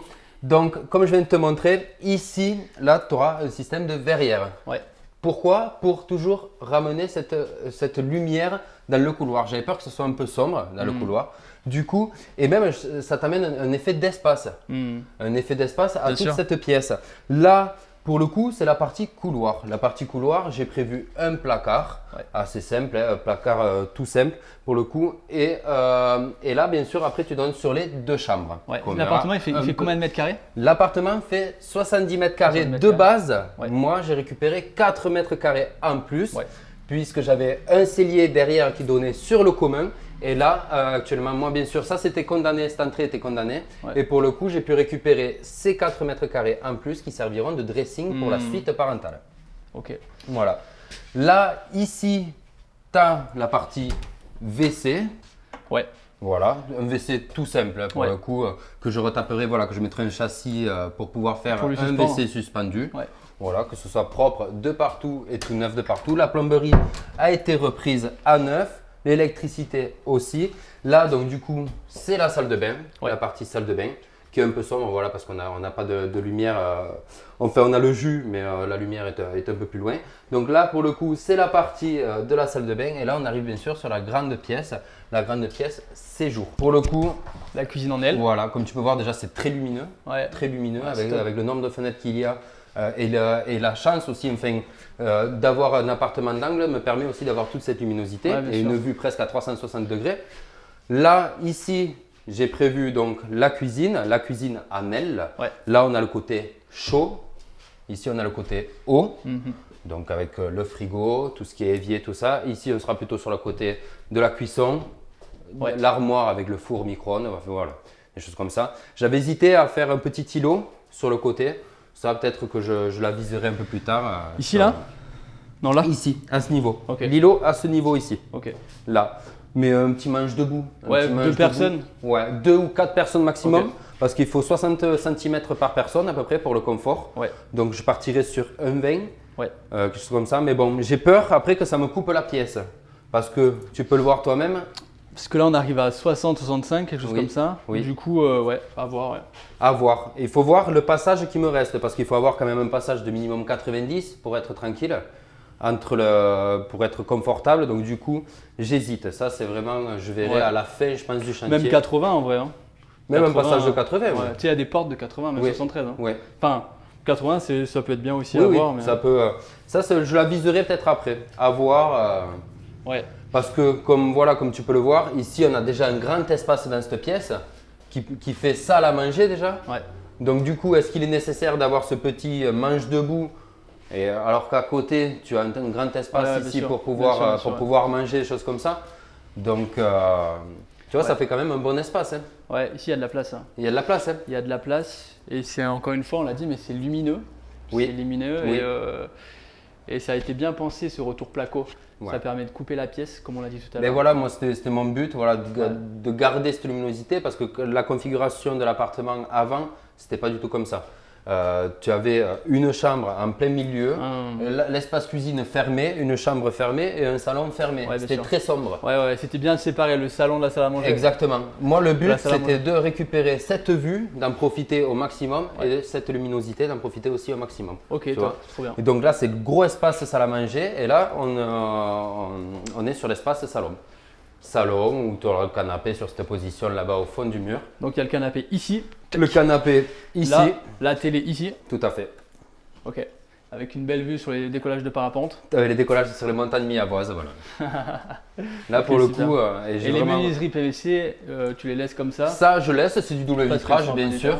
Et en PVC, je les laisse. Bien sûr, je nettoierai les carreaux, tout ça. Par contre, je change les volets derrière qui ont un charme, parce que les vénitiennes et persiennes comme ça, c'est un charme fou. Enfin, pour moi, c'est un charme fou. Et je les remplacerai par des volets PVC, toujours pareil, en persienne. Je vais rester sur ce principe-là. Donc, ça peut faire le coup de cœur, toujours pareil, on recherche le coup de cœur. Et ça peut faire un coup de cœur, donc pour le coup, je vais… Il y a combien de fenêtres? Alors, il y en a 2, enfin, il y en a une par chambre. Ouais, une par chambre. Et là, il y en a 4. Donc, Et là, tu en as 6. 4, donc tu as 6 fenêtres. Ouais. 6 fenêtres Ok. pour l'appartement de 74 mètres carrés, du coup, franchement, c'est plutôt correct. Ouais. Et l'avantage d'être au 3e étage, c'est la vue. Ouais. La vue, Ouais, bien sûr. j'aurais été au second ou au premier, j'aurais pas eu cette vue dégagée, Ouais. justement sur les montagnes. Ouais, aux alentours, cet appartement, donc tu l'as acheté 67 mètres carrés, c'est ça? Quand il faisait 67 mètres Il carrés faisait plus 4, 70. 70 plus Oui, 4. ouais, 70 plus 4, voilà, c'est ça. Donc là, 74 mètres carrés. Oui. À quel prix tu l'as acheté? Je l'ai acheté à tout à 70 000. 70 000 euros. Voilà. Et j'ai rajouté à peu près 6%. Ouais, j'étais à peu près à 77 000 euros Ouais. avec les frais d'agence. Avec les frais d'agence. Ouais, avec les frais Ensuite, tu as d'agence. les frais de notaire et là, tu es en marchand dessus. Voilà, je suis en marchand dessus, donc à 2,5%, Ouais. les frais de notaire. Bien sûr, les frais de notaire réduits. Et ensuite, comme tu sais, je suis passé sur le système de crowdfunding pour le financement du projet. Ok, super. Et ici, tu es sur la suite parentale en fait. Donc en fait, c'est ici que je te disais que c'était condamné. Oui. Donc en fait, ça, avant, c'était une espèce de KGB qui donnait sur le commun. Ouais, donc là, pour vous expliquer, il a récupéré, ça c'est très important ce qu'il a fait, il a récupéré 4 mètres carrés. Les 4 mètres carrés étaient dans le commun, donc il y avait une porte qui donnait sur le commun. Et ces 4 mètres carrés, ils n'étaient pas rattachés à l'appartement. Donc lui, il a cassé ici, c'était une cloison. Il a cassé la cloison et là, il a récupéré 4 mètres carrés. Et ce qui est intéressant, c'est qu'il en a fait une chambre. Et à cette chambre, il a mis un dressing, du coup, ce qui apporte clairement de la valeur au bien. Et voilà, je te laisse continuer. Mais en C'est tout ça, cas, c'est un c'est dressing ici qui exactement fait 4 ça. mètres carrés et qui Voilà. dessert sur la chambre. Voilà, c'est Et là, un peu- on a la chambre parentale. Voilà. Et là, c'est très bien ce que tu as pensé. Alors, je vais te le laisser le dire, mais en tout cas, là, il y avait un Oui. renfoncement. Ici, on avait une porte. Tout à fait. Avant, ici, en fait, c'était l'accès Ça entre donnait le sur salon, sur le salon, et ouais. la chambre. Ok. Là, il va faire une liseuse.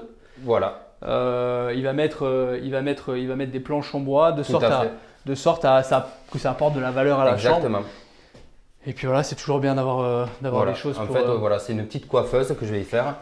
Vu que c'est la chambre parentale, bon, ils ont déjà le dressing et on n'a jamais assez de rangement dans une pièce. C'est quelque chose que un client va regarder directement. Hein. Le rangement, c'est très Ouais, bien important. Direct. Donc là, on a vu tout à l'heure, tu es à 100 000 euros sur ton projet Ouais. fini avec Oui. les travaux. Oui. En Et- sachant que j'en fais au maximum moi-même quand même Ouais, les travaux. tu fais des travaux toi. Ouais. Mais après, bon, je fais intervenir aussi les artisans pour la plomberie, l'électricité, des choses comme ça. Ouais. Toujours pour les dégâts des eaux, pour les incendies, Voilà, vaut mieux t'en prendre fais un peu sécurité. avec ton père, J'ai la qui était- responsabilité civile, mais quand même, et j'en fais après beaucoup avec mon père Qui est dans le bâtiment à la qui est base. dans le bâtiment à la Ok, base. très intéressant. Mm. Et du coup, ce projet-là que tu as acheté, du coup, ton prix de revient est de 100 000 euros Oui. avec les travaux. C'est ça. Tu as projeté de le revendre combien? J'ai projeté de leur vendre 150 000. 150. Oui. On est sur la ville de Millau. Et Millau, on est au mètre carré, on est quoi, à 1006, 1008? On est aux alentours, quand c'est neuf, sur les appartements, on est aux alentours de 1008 euros le mètre carré. Ouais. Voilà, moi j'essaye, avec les travaux, tout ça, j'essaye d'acheter à 1000 euros le mètre carré. Et là, tu revends combien là? Là, je vais le revendre à 1008, 1009. 1008. Même 1900. Oui, c'est ça c'est quelque chose d'important, c'est que sur une ville où le mètre carré est aussi bas, on est à 1008 du mètre, et c'est bas hein, Oui. pour la Bien sûr. moyenne Bien française, sûr. eh bien il arrive à faire des projets marchands. Et là-dessus, en brut, il récupère 50 000 euros. Donc bien évidemment, il est en société, donc il va payer, ça. de l'impôt, tout ça. Tout à fait. Mais en tout cas, ça reste que c'est un projet que beaucoup de personnes peuvent acheter. Enfin, peut acheter parce que c'est un petit budget, on n'est pas sur des projets à 200, 300 Non. et j'en passe. Et bien en fait, il arrive à marger dessus, voilà, et tu vas prendre quoi, 35 000 euros peut-être, quelque chose comme ça. C'est ça, à peu près, oui. Après impôt sur la société, je comme ça, Ouais. là oui, je serai aux alentours des 35 000 euros. Ouais, et même sur ce projet, même sur ce type de ville-là, parce qu'il y en a beaucoup qui disent oui, il faut aller sur des grosses villes, sur des petites villes. Et moi, je suis plutôt partisan du fait que c'est possible de faire des projets marchands sur tout type de ville et sur tout prix au mètre carré. Pour la simple et bonne raison que il a pu trouver des opérations qui étaient moins chères que le prix marché. En réalité, il a trouvé une belle affaire et ensuite il a rénové son bien. Alors il a cintré le budget travaux, bien évidemment. Hein. Il a mis la main à la pâte sur plein de choses, comme moi j'ai fait au début d'ailleurs. Et il sort quelque chose de très très joli qui va être je pense que je reviendrai quand ce sera terminé d'ailleurs. Ouais, je te montrerai avec grand plaisir. Et du coup voilà, c'est très intéressant. Et là on parle. Hein, ça faisait un petit moment que tu cherchais sur Mio. Ah oui, j'avais des problèmes, tu sais, toi-même tu sais, par rapport au financement, au niveau des banques, tout ça. Et c'est vrai que sans toi, pour le coup, là, j'aurais pas eu toutes ces connaissances au niveau financier, au niveau administratif. Des fois, c'est des petites astuces où c'est toi, la partie travaux, tu gères très bien. C'était la partie administrative, financier et montage de projet en réalité. Voilà. Et comment dénicher une bonne affaire en réalité, parce que c'est pas évident. Oui. Et voilà. Mais en tout cas, très beau projet, Simon. Franchement, c'est merci beaucoup. Merci beaucoup, David. Ça me fait plaisir de te voir et ça prouve aussi que tu t'investis à fond dans ta formation et dans ton projet parce que voilà, moi, dans ma petite campagne, je m'étais jamais dit que tu viendrais. Belle campagne. Voilà, que tu viendrais me voir. Mais pour le coup, j'ai eu la belle surprise de te voir ce matin. Et voilà. Trop cool. Eh bien, écoute, parfait. Plaisir partagé. Oui. Alors, nous sommes avec Andrea. Andrea, c'est une personne de l'accompagnement qui fait un beau projet d'achat-revente. Andrea, tu as déjà fait un peu de marchand quand même, toi? Oui, c'est deuxième opération. Ouais, deuxième opération marchand, donc il a un peu d'expérience. Et du coup, tu vas nous présenter ce beau projet qui se situe sur les hauteurs, si tu me dis si je ne me trompe pas, hein, de Marseille. C'est ça, la commune d'Allot. La commune d'Allot. On va en rentrer dedans? Allez, parfait. Je te laisse expliquer un petit peu le projet. Donc, maison de ville. Composé de 3 appartements. Donc le projet, c'est une division de bâti. Ouais. Parce qu'aujourd'hui, c'est monopropriété. Ouais. Donc le but, c'est création de copro, division de bâti. Actuellement, c'est déjà divisé, on ira voir. Ouais, c'est ça, c'est déjà divisé. Et tu mets tout en règle. Ouais, c'est ça. Et tu vends. Exactement. On va à l'intérieur. Allez, c'est parti. C'est la porte avec la petite tirette à l'ancienne. Hein. Ouais, c'est encore dans son jus. Effectivement. Donc là, on est dans la partie commune. On a les 3 boîtes aux lettres. C'est ça, boîte aux lettres, les 3 compteurs Linky qui sont ici. On a les 3 compteurs électriques. Ok, donc là c'est quoi le projet un petit peu? Tu m'en as parlé un petit peu tout à l'heure. Ouais, donc le projet c'est de un petit peu rénover ces parties communes, mettre l'entrée du souplex qu'on va voir dans un second temps ici. Ouais, donc c'est de faire un sas plus petit pour avoir l'accès à l'appartement qu'on ira voir. Exactement. Ici et non là-bas quoi. Exactement, pour pouvoir utiliser les 2 accès du souplex. Parce qu'on a justement un étage plus bas. Et ça, c'est un placard. Ça, il y a une descente d'eau dedans. Ah, ok, d'accord. Ok. C'est le dessous de la pyramide d'escalier. Ok. Et donc ici, on a l'accès au studio et au T2 qui sont au-dessus, qu'on pourra aller voir dans un second. Ouais, juste après. Et ben allez, let's go. Je te suis. Donc l'accès au bas et ici. Donc un souplex, en fait, c'est inversé. Ça veut dire qu'on a les chambres en haut et on a les pièces de vie en bas. Donc là, on est dans les chambres. Tu vas nous expliquer, mais en tout cas, là, on rentre en fait dans la partie chambre, exactement. La partie nuit. Donc là, comment on se projette? Donc ici, on aura l'entrée, les toilettes, toute la partie laverie qui sera ici. Ouais. On aura des toilettes plutôt invitées. Ouais, exactement. Buanderie et toilettes invitées. Ok. Exactement. Ici, donc, on rentrera dans une chambre, petite suite parentale, on va dire, donc avec la salle de bain. Ok. Et ici, la partie chambre. Ouais. Avec un accès sur le balcon et une vue assez sympa. La partie chambre avec une belle vue sur la mer. Je sais pas si tu vois la mer à droite là-bas à la caméra, je sais pas si on voit, mais en tout cas c'est très sympa. Et on est orienté sud. Ouais, sud. Donc là on a le soleil toute la journée. Ah ouais, là c'est magnifique, vue mer, sur la bonne mer. Ouais. C'est assez exceptionnel. Et cette chambre elle fait combien Cette chambre elle fera environ 17 mètres carrés. Ouais, il y a une belle salle de bain, il y a une grande salle de bain, ok. Voilà, il y a de beaux espaces. Et là, tu as prévu de mettre un dressing, un placard? Exactement, donc le dressing il sera ici, parce que là en fait on va séparer. Voilà, là on va séparer en fait les 2 espaces pour se projeter sur une autre chambre qui sera ici, par laquelle on accédera. Ouais. Donc là on va faire une ouverture. Vu qu'on a créé le sas, ça nous permet aussi de faire l'accès à la chambre ici, aux 2 chambres, et à l'étage du bas. Et là on descend à la pièce de vie. Exactement. Je te laisse passer. Donc là il faut faire attention à la tête pour l'instant.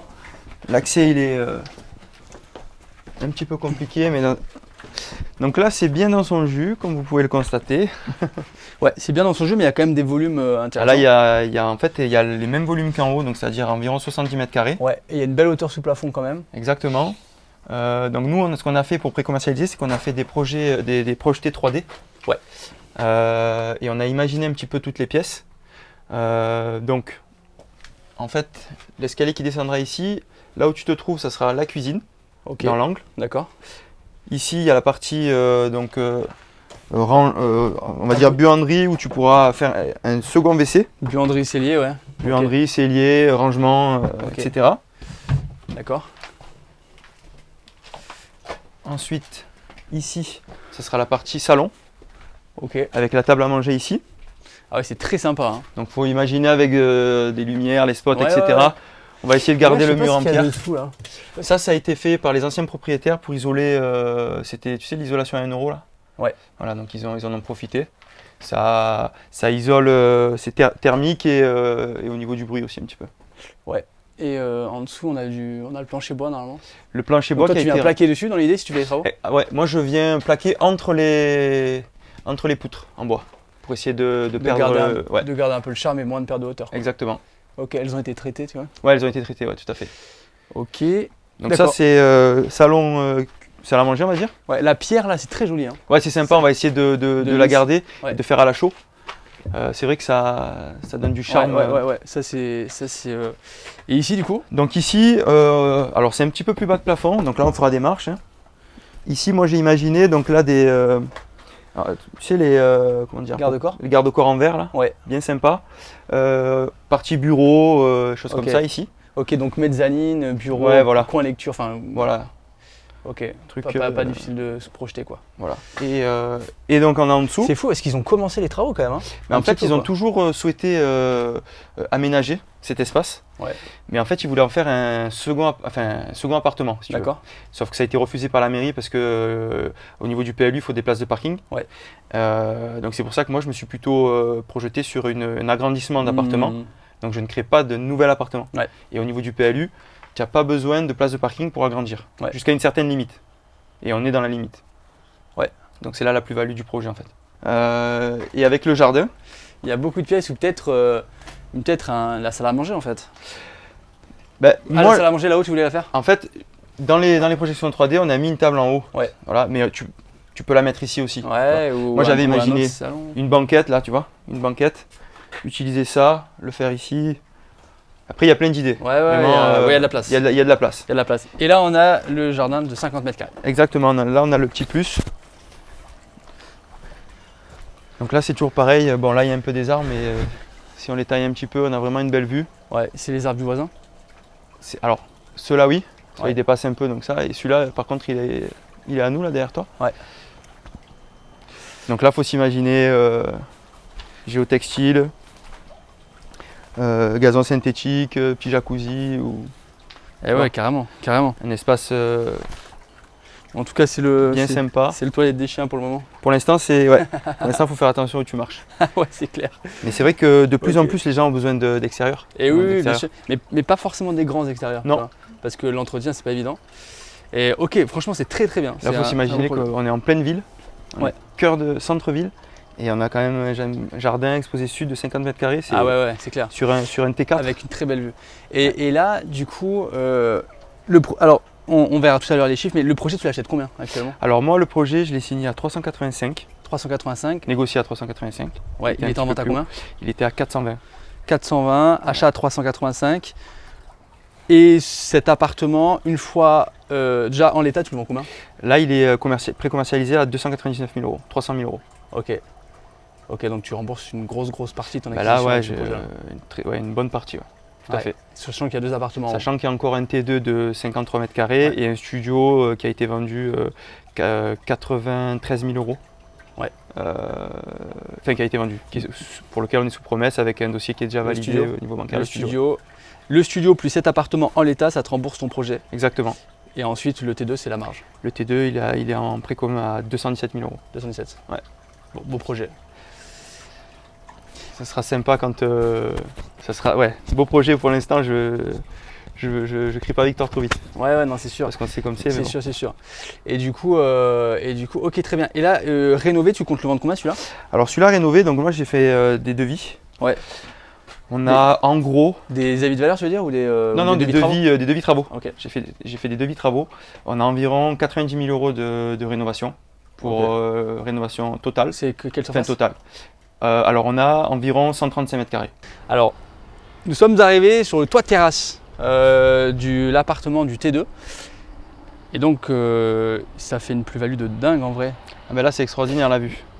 Là, la vue est extraordinaire et du coup, on est sur un T2 qui fait combien de mètres carrés? 53 mètres carrés. 53 mètres carrés avec une terrasse de 20 mètres carrés à peu près. Ouais. À aménager, donc avec un escalier à aménager, à sécuriser aussi parce qu'il n'y a pas de garde-corps. Tout à fait. Mais du coup, là, on est 3 niveaux au-dessus le rez-de-jardin en fait. Et on a une vue extraordinaire sur 180 degrés. On domine vraiment tout. Et magnifique. Franchement, c'est très bien. C'est ce qui fait la plus-value parce que maintenant, les gens souhaitent des extérieurs, souvent.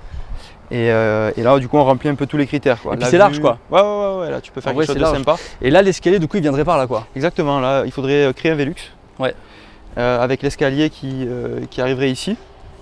Et donc, on atterrirait directement là, on a 2,50 m. Ouais, un petit 2,50 m. Sur environ 5-6 mètres. Ouais. À la vente, il est à 217 000. En l'état. En l'état. Non. Il est à 217 000 avec engagement de réaliser le Velux et l'escalier. D'accord, ok. Voilà. Donc ça te fait combien de travaux ça? Ça me met environ 7-8 000 €. Ok. Avec la pose du Velux, la pose de l'escalier, l'achat de l'escalier, etc. Ouais. Et pour la petite anecdote, c'est que cette terrasse, on ne la connaissait pas au début. Eh oui. C'est en faisant le tour avec les anciens propriétaires. D'un coup, il me dit, mais puis vous avez vu la terrasse en haut? Je lui dis, quelle terrasse? Ouais. Parce que l'agent immobilier ne le savait pas non plus, donc moi, il ne me l'avait pas présenté. Et j'ai dit, non, mais je ne savais pas. Il me dit, venez, on monte. Wow. Donc on est arrivé là, et là, j'ai dit, bon, c'est incroyable. C'est le petit bonus, quoi. Et la durée de ton projet, tu l'as toujours pas acheté? Je l'ai toujours pas acheté, j'achète en novembre. Tu l'as trouvé quand? Je l'ai trouvé il y a 2 mois. Il y a 2 mois. Ouais. Donc ça va durer. En fait, le temps de portage, j'espère qu'il sera le moins long possible, puisque j'aimerais déjà. Voilà, j'aimerais être sous promesse pour tout, avant d'acheter. Ouais. Et tu te fais financer comment là-dessus? Alors là, pour l'instant, je me fais financer par les banques. Ouais. Classique. Pour pas les citer, Caisse d'épargne, tu m'as dit? Banque Populaire. Banque Populaire. Ouais, okay. Banque Populaire pour l'instant, avec un apport de 20%. Banque Populaire, apport de 20%. Voilà. Ok. Et magnifique, excellent, franchement très propre. Eh bien, très bien. Très bien. Il faut que les ventes se fassent. Exactement, il faut que les ventes se fassent. Là, on est courant du mois d'août, donc c'est un peu calme. Ouais. Mais on a quand même des appels et des bonnes visites de prévues la semaine prochaine là, sur le bas. Ouais. Enfin, une bonne visite de prévue. Ok. Donc ça, c'est plutôt encourageant. Et tu es rentré dans l'accompagnement quand? Je suis rentré dans l'accompagnement il y a, c'était juste avant de trouver la il y a 3 mois, quelque chose comme ça? Ouais, c'est ça. Et il y a 3 mois, et qu'est-ce qui a fait que tu as trouvé ce projet-là? Alors, ce projet, je l'ai trouvé sur Moteur Immo. Ouais. Et c'est vrai que le fait d'échanger, le fait de se mettre un peu un coup de pied aux fesses, et d'aller chercher un peu plus loin que ce qu'on avait l'habitude de faire, le bon coin, etc., avec un peu des conseils, ça, un peu plus de volume, des visites aussi. Ouais. En fait, c'est ça qui prime un petit peu. Hein. Ouais. Tu vois, moi, je dis souvent ça en vrai, mais c'est vrai. Hein, je suis pas magicien, mais plus on fait de volume, plus on fait de visites, plus on fait d'offres, il y a forcément un pourcentage qui passe. Et voilà. Il n'y a pas de secret. Hein. Passé un moment, je faisais même des visites où tu savais qu'il n'y avait pas forcément de potentiel. Ouais. Et je me suis dit, je fais du réseau, je vais voir des biens. Puis tu te fais un petit peu l'œil aussi. C'est toujours bien de. Puis même pour le marché, tu vois. Ouais, bien sûr. Connaître un peu plus le marché. Voilà. Ok. Franchement, trop bien. Eh bien, bonne continuation. Ouais, merci. Et bonne suite pour tes projets. Merci beaucoup. Je te suis de près. On se tient au courant.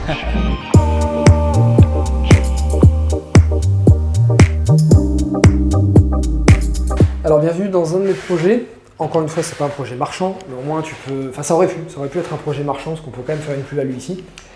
Donc ici, on est à Cannes sur la Croisette. Je t'ai amené ici parce que David a aussi un projet sur la Croisette. Je ne sais pas si on arrivera à te le montrer parce que là, il y a les propriétaires dans le projet.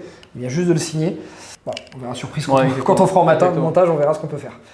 Donc moi, j'ai acheté cet appartement. Je l'ai signé il y a 4 mois à peu près, 3 mois et demi. Les travaux ont été très longs parce que quand tu es sur la Croisette et que tu veux faire des travaux pendant l'été, Festival de Cannes, tu peux pas faire de travaux. Lions, qui est au mois de juin, tu peux pas faire de travaux. L'été, la CoPro t'autorise que de 9h à 15h avec une pause de 2 heures entre midi et 2. On peut pas amener de monte-charge. Donc on a un monte-charge ici pour amener du matériel et pour changer la fenêtre. On pourra pas le faire avant mi-septembre. Donc en fait tout ça, ça te bloque. Donc prendre en compte si jamais tu investis dans des endroits particuliers comme ça, ça va beaucoup retarder tes travaux. Bref. Donc ici on est sur un projet qui est locatif, qui était une chambre au début. Je vais te le montrer. On l'a passé en 2 chambres. On a passé en fait la cuisine de ce côté ici du salon, on va te la montrer, que j'ai transformé en chambre. Et on récupère, donc ça c'est quelque chose de particulier, on récupère une petite terrasse qui était à la base la terrasse de la cuisine, que je rends habitable, donc je récupère 3 mètres carrés. Dans un appartement qui va être à 28 000 € le mètre à la fin, ça fait un budget. Juste en récupérant la terrasse, en fait on arrive à récupérer 100 000 € sur le bien. Je vais te donner les chiffres après, là on va le visiter, après je te donne les chiffres. Donc là on est dans le salon, ça tu as différents projets avec différents niveaux de travaux aussi.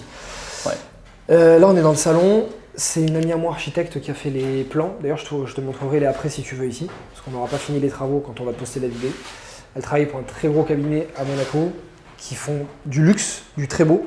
Et donc, elle a été s'inspirer de très bons designers dans le monde entier. Elle a été s'inspirer de la rénovation du Martinez, de la rénovation de très très belles villas ici au Cap d'Antibes. Donc, elle a fait quelque chose avec beaucoup de lignes courbées. Tu le regarderas ici, là les corniches ici, elles sont courbées. Ici, normalement, ça va être courbé aussi avec la cuisine. Les meubles de cuisine vont être un petit peu en courbe. Tu vois qu'ici, là, tu as un arrondi à l'intérieur. Tu le vois au faux plafond aussi.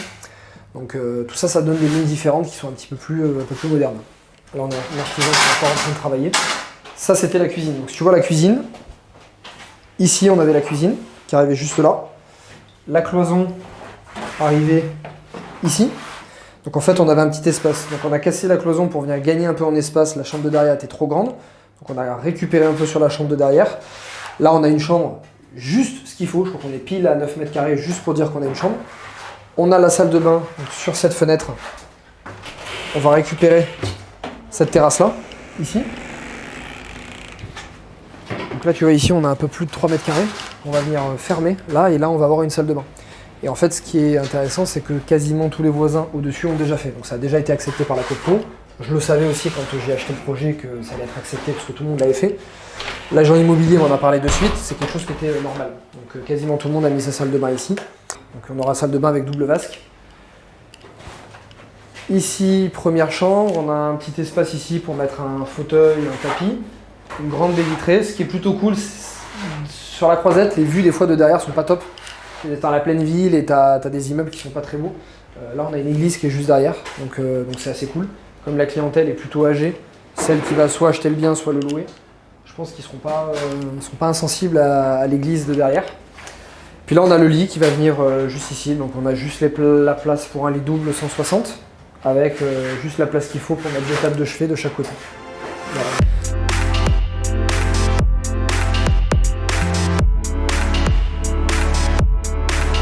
Là, ce qui est sympa ici, c'est l'emplacement. Alors, on est sur la croisette, au tout début de la croisette. On est juste en face des marches du festival, juste en face du palais. Donc là, ici, quand tu as le festival de Cannes, tu as la montée des marches par toutes les stars, tu as le parterre de presse et de photographes qui est ici. Il y a beaucoup dans cet immeuble d'appartements qui sont loués par la presse, qui sont loués par des acteurs ou qui sont loués par des photographes et des vidéastes qui veulent avoir vraiment pleine vue sur les marches. Donc je sais que c'est quelque chose qui va se louer très très facilement pour le festival de Cannes et plutôt assez cher. Je crois que si je dis pas de bêtises, en prévision, on était à 6-8 000 € la semaine pour le festival de Cannes. Peut-être même un peu plus, il faut que je vérifie, mais je crois qu'on n'est pas loin. Ce qui est sympa aussi, c'est qu'on a vue mer. Alors on n'est pas encore dans les étages, tu vois, ici c'est vraiment à partir du 5e étage que tu as une pleine vue mer. Mais on commence, tu en as encore un peu dans les arbres, mais on commence à avoir une vue qui est sympa. Et c'est la Croisette, c'est un marché qui est très dynamique, c'est un marché qui se cote très très bien. C'est un marché de luxe, c'est un marché qui même pendant la crise 2020-2021 a tenu et a continué de tenir même après la baisse des taux parce qu'il y a beaucoup d'étrangers qui viennent soutenir le marché. Donc c'est un marché qui est assez sécure, c'est ce que je voulais en fait, c'est un investissement patrimonial. Parce que je vais faire de la location pendant une certaine durée. Et principalement de la courte durée parce que c'est permis ici à Cannes et ça c'est cool. Alors je voulais te montrer le projet déjà pour te montrer un peu les travaux, mais aussi surtout pour te dire que même en faisant du locatif, quand je fais un projet locatif, je cherche toujours à l'acheter en dessous du marché. Si jamais demain j'ai un problème, j'ai besoin de revendre, si jamais j'ai un autre meilleur projet qui sort et que j'ai besoin de le revendre et récupérer mon argent, je me sens en sécurité quand j'achète un bien et que je sais qu'il vaut plus cher sur le marché. Cet appartement, je l'ai négocié, il s'est acheté d'ailleurs assez rapidement à 965 000 €, plus les frais de notaire, les travaux. Travaux, je vais en avoir pour environ 130 000 € de travaux avec les meubles. Donc on est à un peu moins de 3 000 € le mètre carré de rénovation, donc c'est des belles prestations. Grosso modo, c'est un bien qui va me coûter 1,2 million, maximum 1,2 million, peut-être même un petit peu en dessous, et c'est un bien qui cote entre 1,4 million et 1,5 million. On va te montrer tout à l'heure en sortant, c'est l'immeuble Chanel, c'est-à-dire que tu as Chanel qui est en bas, et Chanel c'est un des seuls immeubles ici, comparé à Dior, Dolce & Gabbana ou d'autres grandes marques à côté, qui n'a pas son immeuble qui est rénové et qui a une boutique qui a qu'un seul étage au lieu des 2 étages à côté. Donc on sait qu'en fait Chanel a racheté les appartements supérieurs. Ça c'est des infos que tu peux demander par exemple quand tu cherches un projet. Chanel a racheté les appartements au-dessus, attendait qu'un seul appartement soit vendu et il était en négociation. Une fois que le dernier est acheté, Chanel va complètement rénover toute la façade, avec la copropriété aussi. Et en rachetant les appartements du haut, va augmenter sa boutique et donc avoir une très belle devanture. Tu regarderas, on va te montrer tout à l'heure. Chanel, en termes de prestige, est plus haut que Dolce & Gabbana et Dior, mais pourtant quand tu regardes les 2 entrées, c'est la plus moche de toutes les marques de la croisette. Alors que Chanel a plus de prestige, c'est un peu dommage, mais c'est comme ça. Donc ça va amener plus de valeur aussi à la copropriété et à la boutique. Donc j'estime, si jamais je devais faire ce projet en marchand, récupérer entre 200 et 300 000 € de plus-value si jamais je devais le revendre. C'est juste le minimum qu'il faut, je trouve, pour un marchand. Un marchand ferait un peu plus. Tu dis, toi, je sais pas combien tu viserais de plus-value pour un investissement comme ça. Ça dépend des projets. Ça, c'est des projets qui ne sont pas risqués parce qu'il y a beaucoup de demandes sur ce type de projet-là. Et c'est facile à faire. On achète cher au mètre carré, mais on est sur tellement des emplacements de prestige qu'il y a beaucoup de personnes qui sont intéressées par ce type de projet-là. Et ça touche autant la population française que les étrangers d'ailleurs, donc on est assez en sécurité. Et là, c'est une belle opération que tu fais, hein, franchement. Là, si tu arrives à dégager 200-300 sur une opération où tu achètes, prix de revient, tu es à 1,2, c'est bien. Ouais, surtout qu'en locatif, ça se finance facilement. Enfin, moi, la banque m'a financé très facilement. Ça se loue très bien en demande. Je pense que je vais tourner à 6-7% de rendement net, à peu près. 6-7% net avec un appartement qui est pas loin, que je peux utiliser de temps en temps, qui est beau aussi.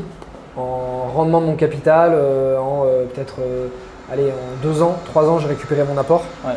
Donc c'est plutôt correct. Et si je le revends, je fais aussi une plus-value. Quelque chose qui est intéressant à signaler aussi, c'est les travaux.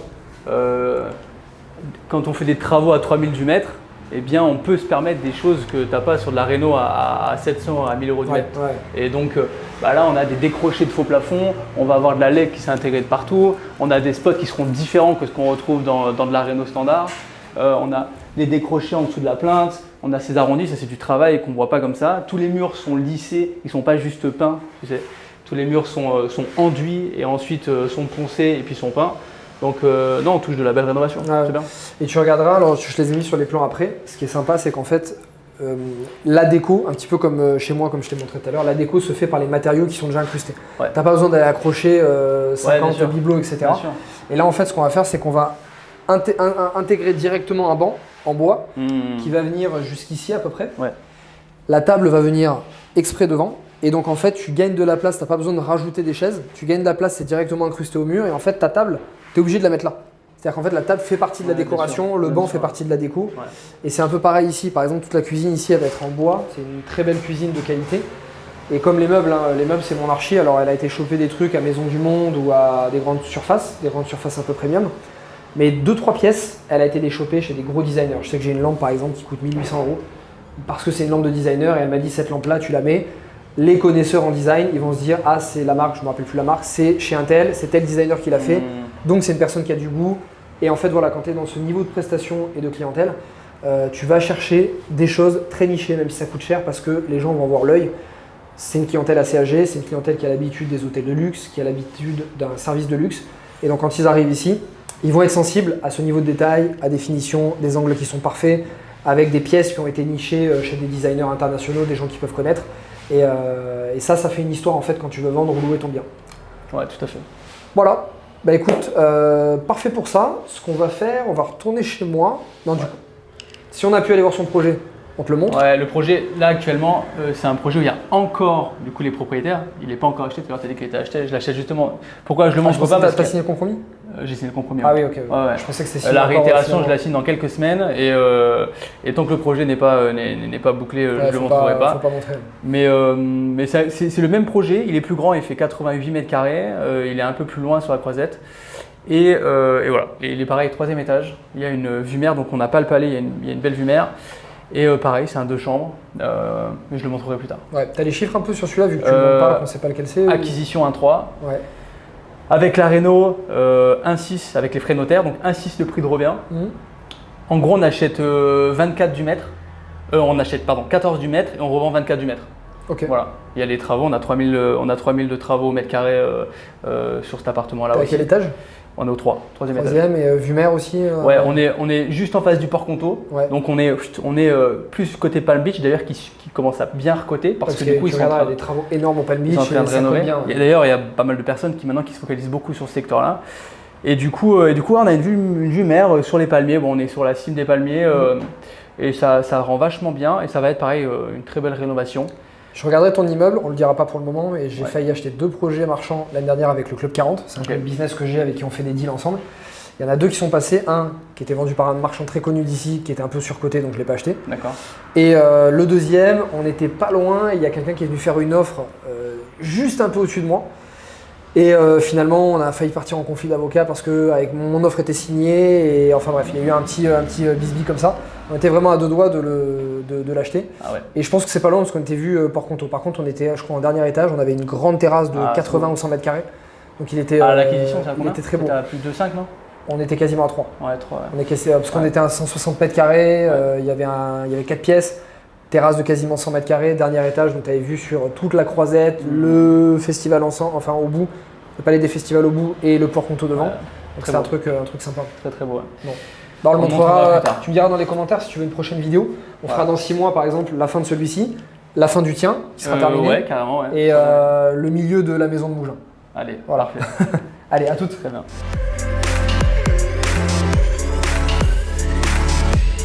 On arrive en fin de journée intense. Ouais. On a vu plein de chantiers, c'est cool. On a vu plein de chantiers. Alors, on va enfin parler des chiffres, puisque c'est ce qu'ils attendent le plus là derrière ce petit écran. Hein. On sait que c'est les chiffres que tu veux depuis le début. On va en parler.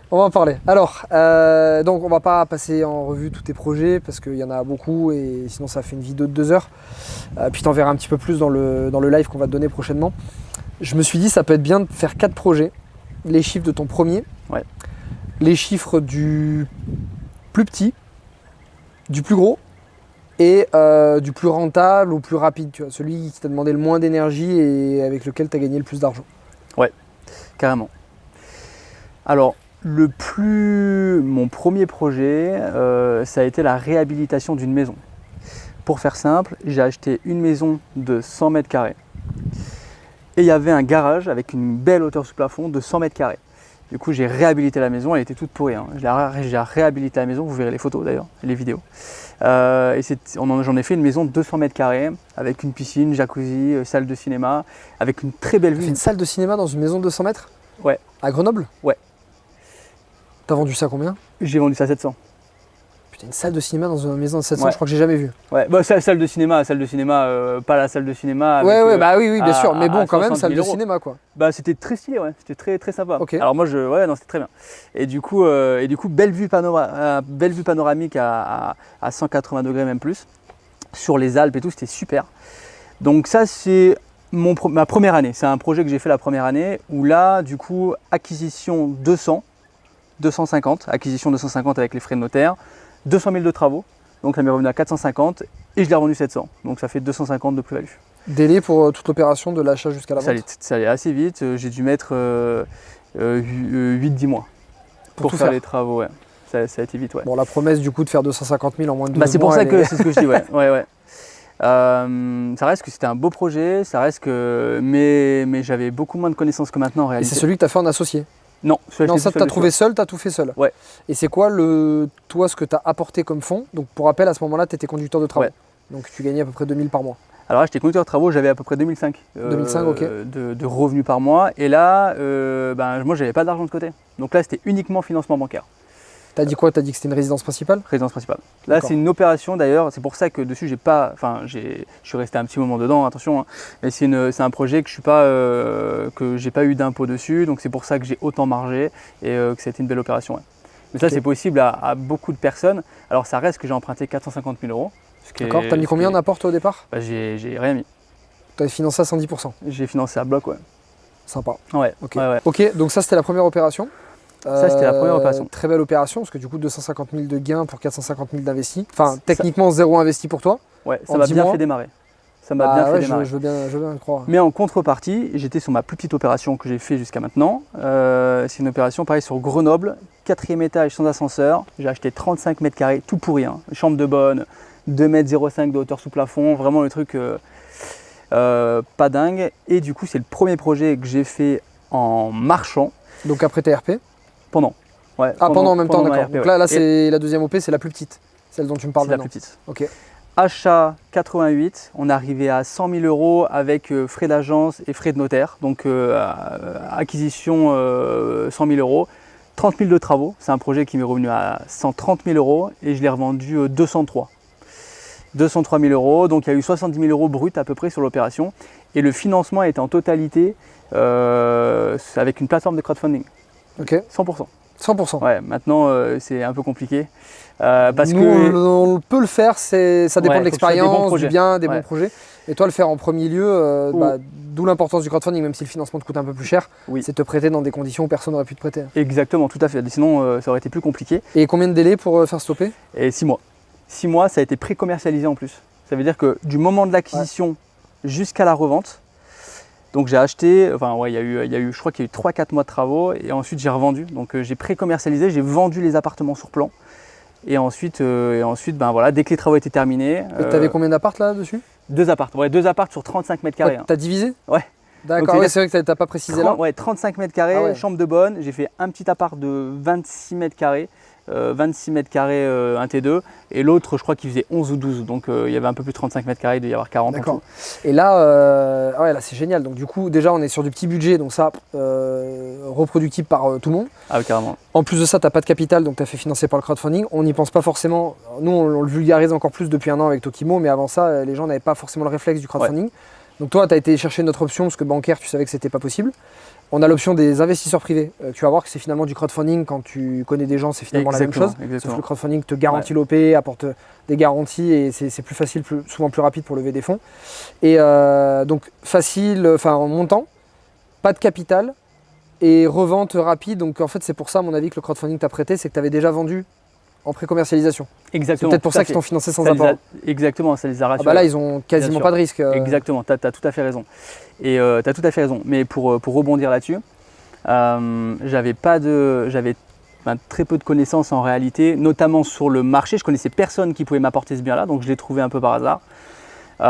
Et ensuite j'ai quand même fait une belle opération, voire très belle opération, où j'ai beaucoup margé en termes de pourcentage de marge. Mais tu vois, tout à l'heure tu disais, est-ce que tu as fait des travaux sur des biens, tout ça? Et effectivement, là j'avais fait la démolition complète sur un truc assez compliqué, tout ça. Donc j'ai quand même mis la main à la pâte au début, bien évidemment. Mais c'était un beau projet, ouais. Ah, ça c'est un super beau projet. En fait, en rapportant investi, argent, facilité du projet, il est peut-être mieux que le premier. Ah bah j'ai gagné ce que je gagnais en 2 ans en salariat. Ah ouais. C'est fou, hein. C'est dingue. Dit Avec comme un ça, investissement qui était zéro pour toi. Ça vraiment pour le coup reproductible par tout le monde. Génial. Ouais. Ok, maintenant troisième projet, le plus gros, en termes de, pas forcément en termes de rendement, mais en termes de volume. Le plus gros, ça a été la mise en... J'ai acheté une maison de 400 mètres carrés, 450 mètres carrés, où j'ai fait un immeuble. Ça veut dire que j'ai créé des communs, des garages, des places de parking, des caves. Toujours à Grenoble? Toujours à Grenoble. Et 6 appartements que j'ai revendus clé en main. Donc clé en pareil, main, en précom il y avait aussi la cuisine. Ouais, en précom, ouais. En précom. Et là, dynamique le marché de Grenoble. Enfin, marché de Grenoble très dynamique. Ou juste toi, tu étais au bon prix avec le bon produit au bon moment? Bon prix. Alors, dynamique, pas plus qu'ailleurs, je pense. Mais j'étais là au bon moment. Enfin, j'étais au bon prix surtout. Ça, c'est important. Hein. Toujours tu avais bien acheté, donc tu pouvais te permettre de faire une marge et d'être au bon prix de vente. C'est ça. Toujours vendre au prix du marché. Ouais, ça, c'est important. Parce que si on essaye de vendre plus cher, ça ne partira pas. C'est le marché qui décide. Donc ça, c'est important. Et cette opération, pareil, c'est une opération où j'ai fait rentrer des investisseurs privés. Donc des personnes que je ne connaissais pas, qui m'ont prêté de l'argent avec un business plan que je leur ai fourni. Je leur ai fait confiance sur le projet, j'avais déjà pré-commercialisé, donc ils étaient rassurés. Et du coup, ils ont financé 600 000 € d'investisseurs privés. C'était combien le budget global de l'OP? 600 000 €. Ils ont financé la totalité? 600 000 €. Donc tu n'as encore rien mis dessus? J'ai rien mis dessus. Donc ça fait 3 OP où tu n'as rien mis? Ouais. Et la vente quasiment à 900. Et combien t'a coûté le financement pour les payer? Tu leur donnais combien en pourcentage? 10% l'an. Ok. Et tu as débouclé en un an, un peu plus? Ouais, même moins, 10 mois je crois, l'opération. Entre l'achat et la revente. Tu vas vite, hein? Ouais, ça va vite, ouais. Tu vas vite, c'est bien. Ouais. Les travaux, j'aime bien les cintrer à mort. Enfin voilà, j'aime bien tout faire coller au maximum, quoi. Du coup, ça va assez vite en termes de timing travaux. Et ensuite, vu que là, c'est pré-commercialisé, donc du coup, on n'a pas les 3 mois entre le compromis et l'acte de vente et la réitération, parce que le compromis, on l'a déjà signé quand on est encore sous travaux. Donc en fait, ça raccourcit. Donc là, c'est-à-dire que sur 3 OP, tu n'as sorti aucun capital sur les 3. Ouais. Tu as gagné 250 net plus 70 brut. C'était en marchand, ça? C'était en marchand, ouais. C'était en marchand, donc 70 brut et 250, grosso modo 250 brut à la fin. Ouais. Donc ça fait 300 brut, allez on va dire 200 net, plus 250, ça fait 450 net sur 3 OP, 100 mètres de capital au départ. Exactement. La magie de l'achat-revente. Ouais. Là je peux dire que tu as fait largement mieux que moi. Je le savais avant mais j'avais pas tout le détail. Il y a des choses que je me suis laissé en surprise pour l'interview, pour les découvrir en même temps que toi, tu vois. Mais cette opération, elle est extraordinaire celle-là, comme beaucoup les tiennes. Mais avec l'immobilier, d'ailleurs, parle de locatif, mais c'est exactement pareil. Tu peux te créer de la richesse en partant de rien. Et c'est assez magique. Ouais, c'est clair. C'est assez magique. Et pour terminer avec la plus grosse. 4e OP. Alors ça, c'était celle d'avant, c'était la plus grosse en volume. C'est la plus grosse. Ouais. Et donc là maintenant, je vais dire celle la plus rentable avec le moins de temps investi, le moins d'énergie investie. Alors moi, je fais pas mal de divisions parcellaires. C'est très simple. J'achète une maison. Généralement, on achète un bâti. Donc ça peut être une grange, ça peut être un garage, ça peut être un entrepôt, peu importe. J'achète une maison avec un grand terrain. Le terrain est en totalité ou en partie à bâtir, donc constructible. Et moi, je viens découper le terrain avec un géomètre, à l'aide d'un géomètre. Je viens découper le terrain pour revendre du coup la maison avec une partie de son terrain coupé. Donc je revends la maison avec un terrain plus petit et je revends le terrain constructible. Et du coup, il y a des solutions, en fonction de ce qu'on fait comme projet. On peut ne pas déposer de permis d'aménager, donc ne pas viabiliser les terrains. On peut uniquement déposer une déclaration préalable en mairie.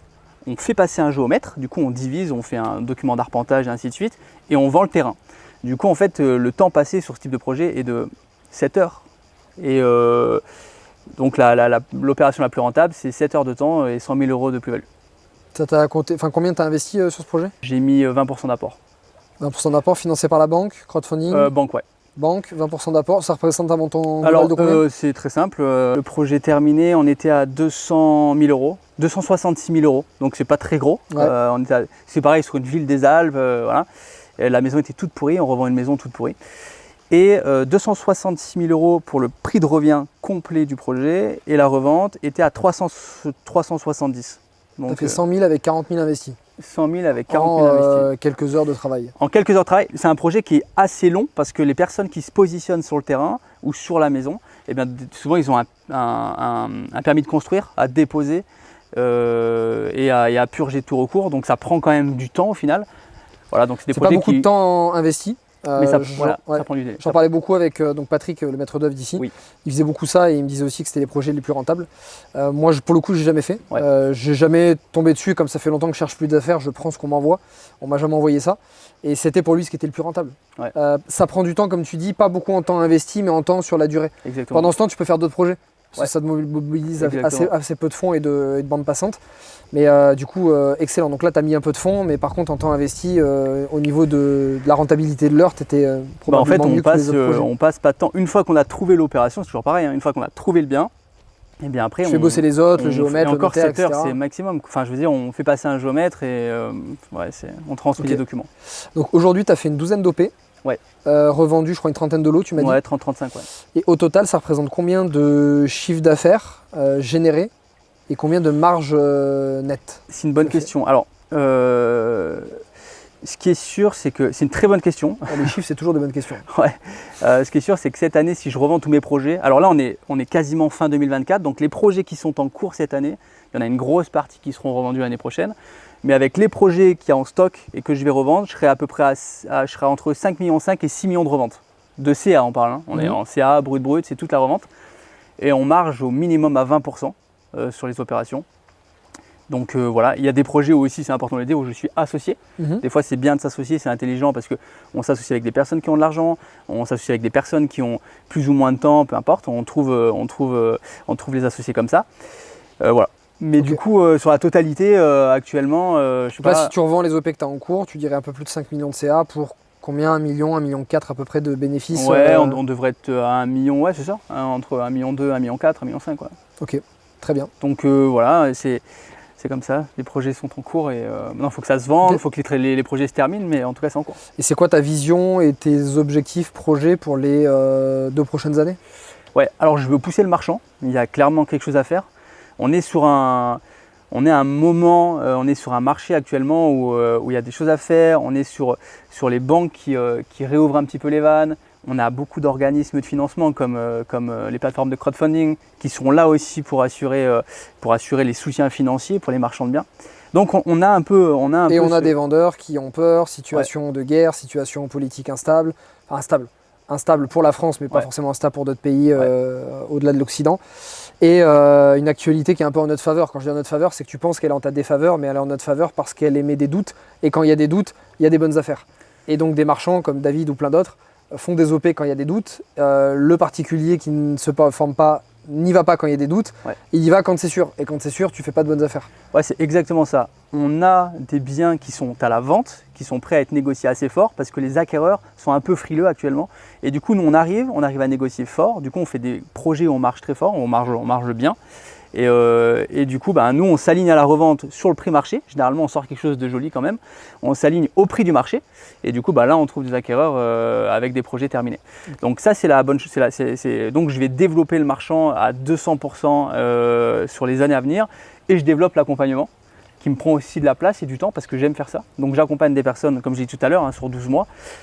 Actuellement, j'accompagne 50 personnes. Il y a 50 personnes, il y a une grosse partie qui terminent leur projet, donc qui revendent leur projet marchand de biens. Et là, je fais rentrer une nouvelle série dans les semaines à venir. Tu limites à 50 toi perso parce que sinon Actuellement, je suis à 50 max, parce qu'on délivre ce qu'il faut délivrer. Et ça prend un peu de temps. Et là, il y a de nouveau de la place qui arrive pour 2025. Et là, exactement, fin 2024, là, on va réouvrir session en octobre. Là, on réouvre une session. Ça marche. Super, parfait. Écoute. Déjà, mon cher ami, tu vas me dire en commentaire si tu étais content de voir David. Ça fait très longtemps que je t'ai pas fait de vidéo YouTube, surtout vidéo YouTube terrain, marchand, etc. Donc c'était cool d'aller voir un peu tous les chantiers, des budgets différents et de te raconter l'histoire. Déjà, avant, je faisais beaucoup de vidéos participants de formation qui avaient réalisé des OP. C'est une période pendant 1 an et demi, 2 ans, tu me suivais peut-être à ce moment-là. Je faisais le tour de France et tout. Maintenant, moins le temps, je l'ai fait. J'aime pas souvent refaire les mêmes choses que j'ai déjà faites. Mais là, c'est bien de voir un participant qui, il y a 6 ans, n'avait rien fait et vu son parcours militaire, conducteur de travaux, arrive à ça maintenant.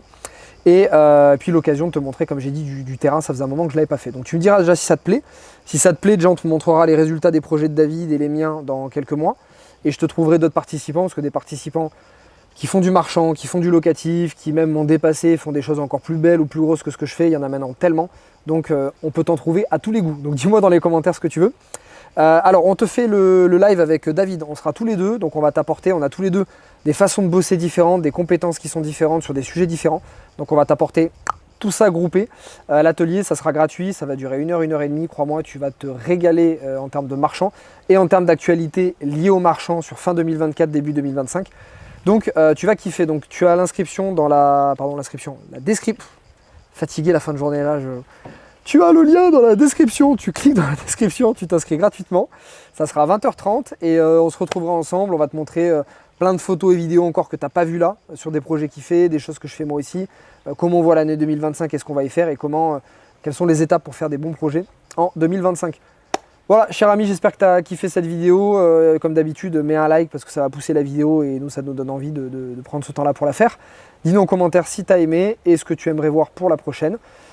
Et voilà, et sur ce, on va aller, moi, faire une séance de sport et toi, retrouver tes enfants qui t'attendent. Exactement, tout à fait. Voilà. À bientôt. Allez, salut. Ciao.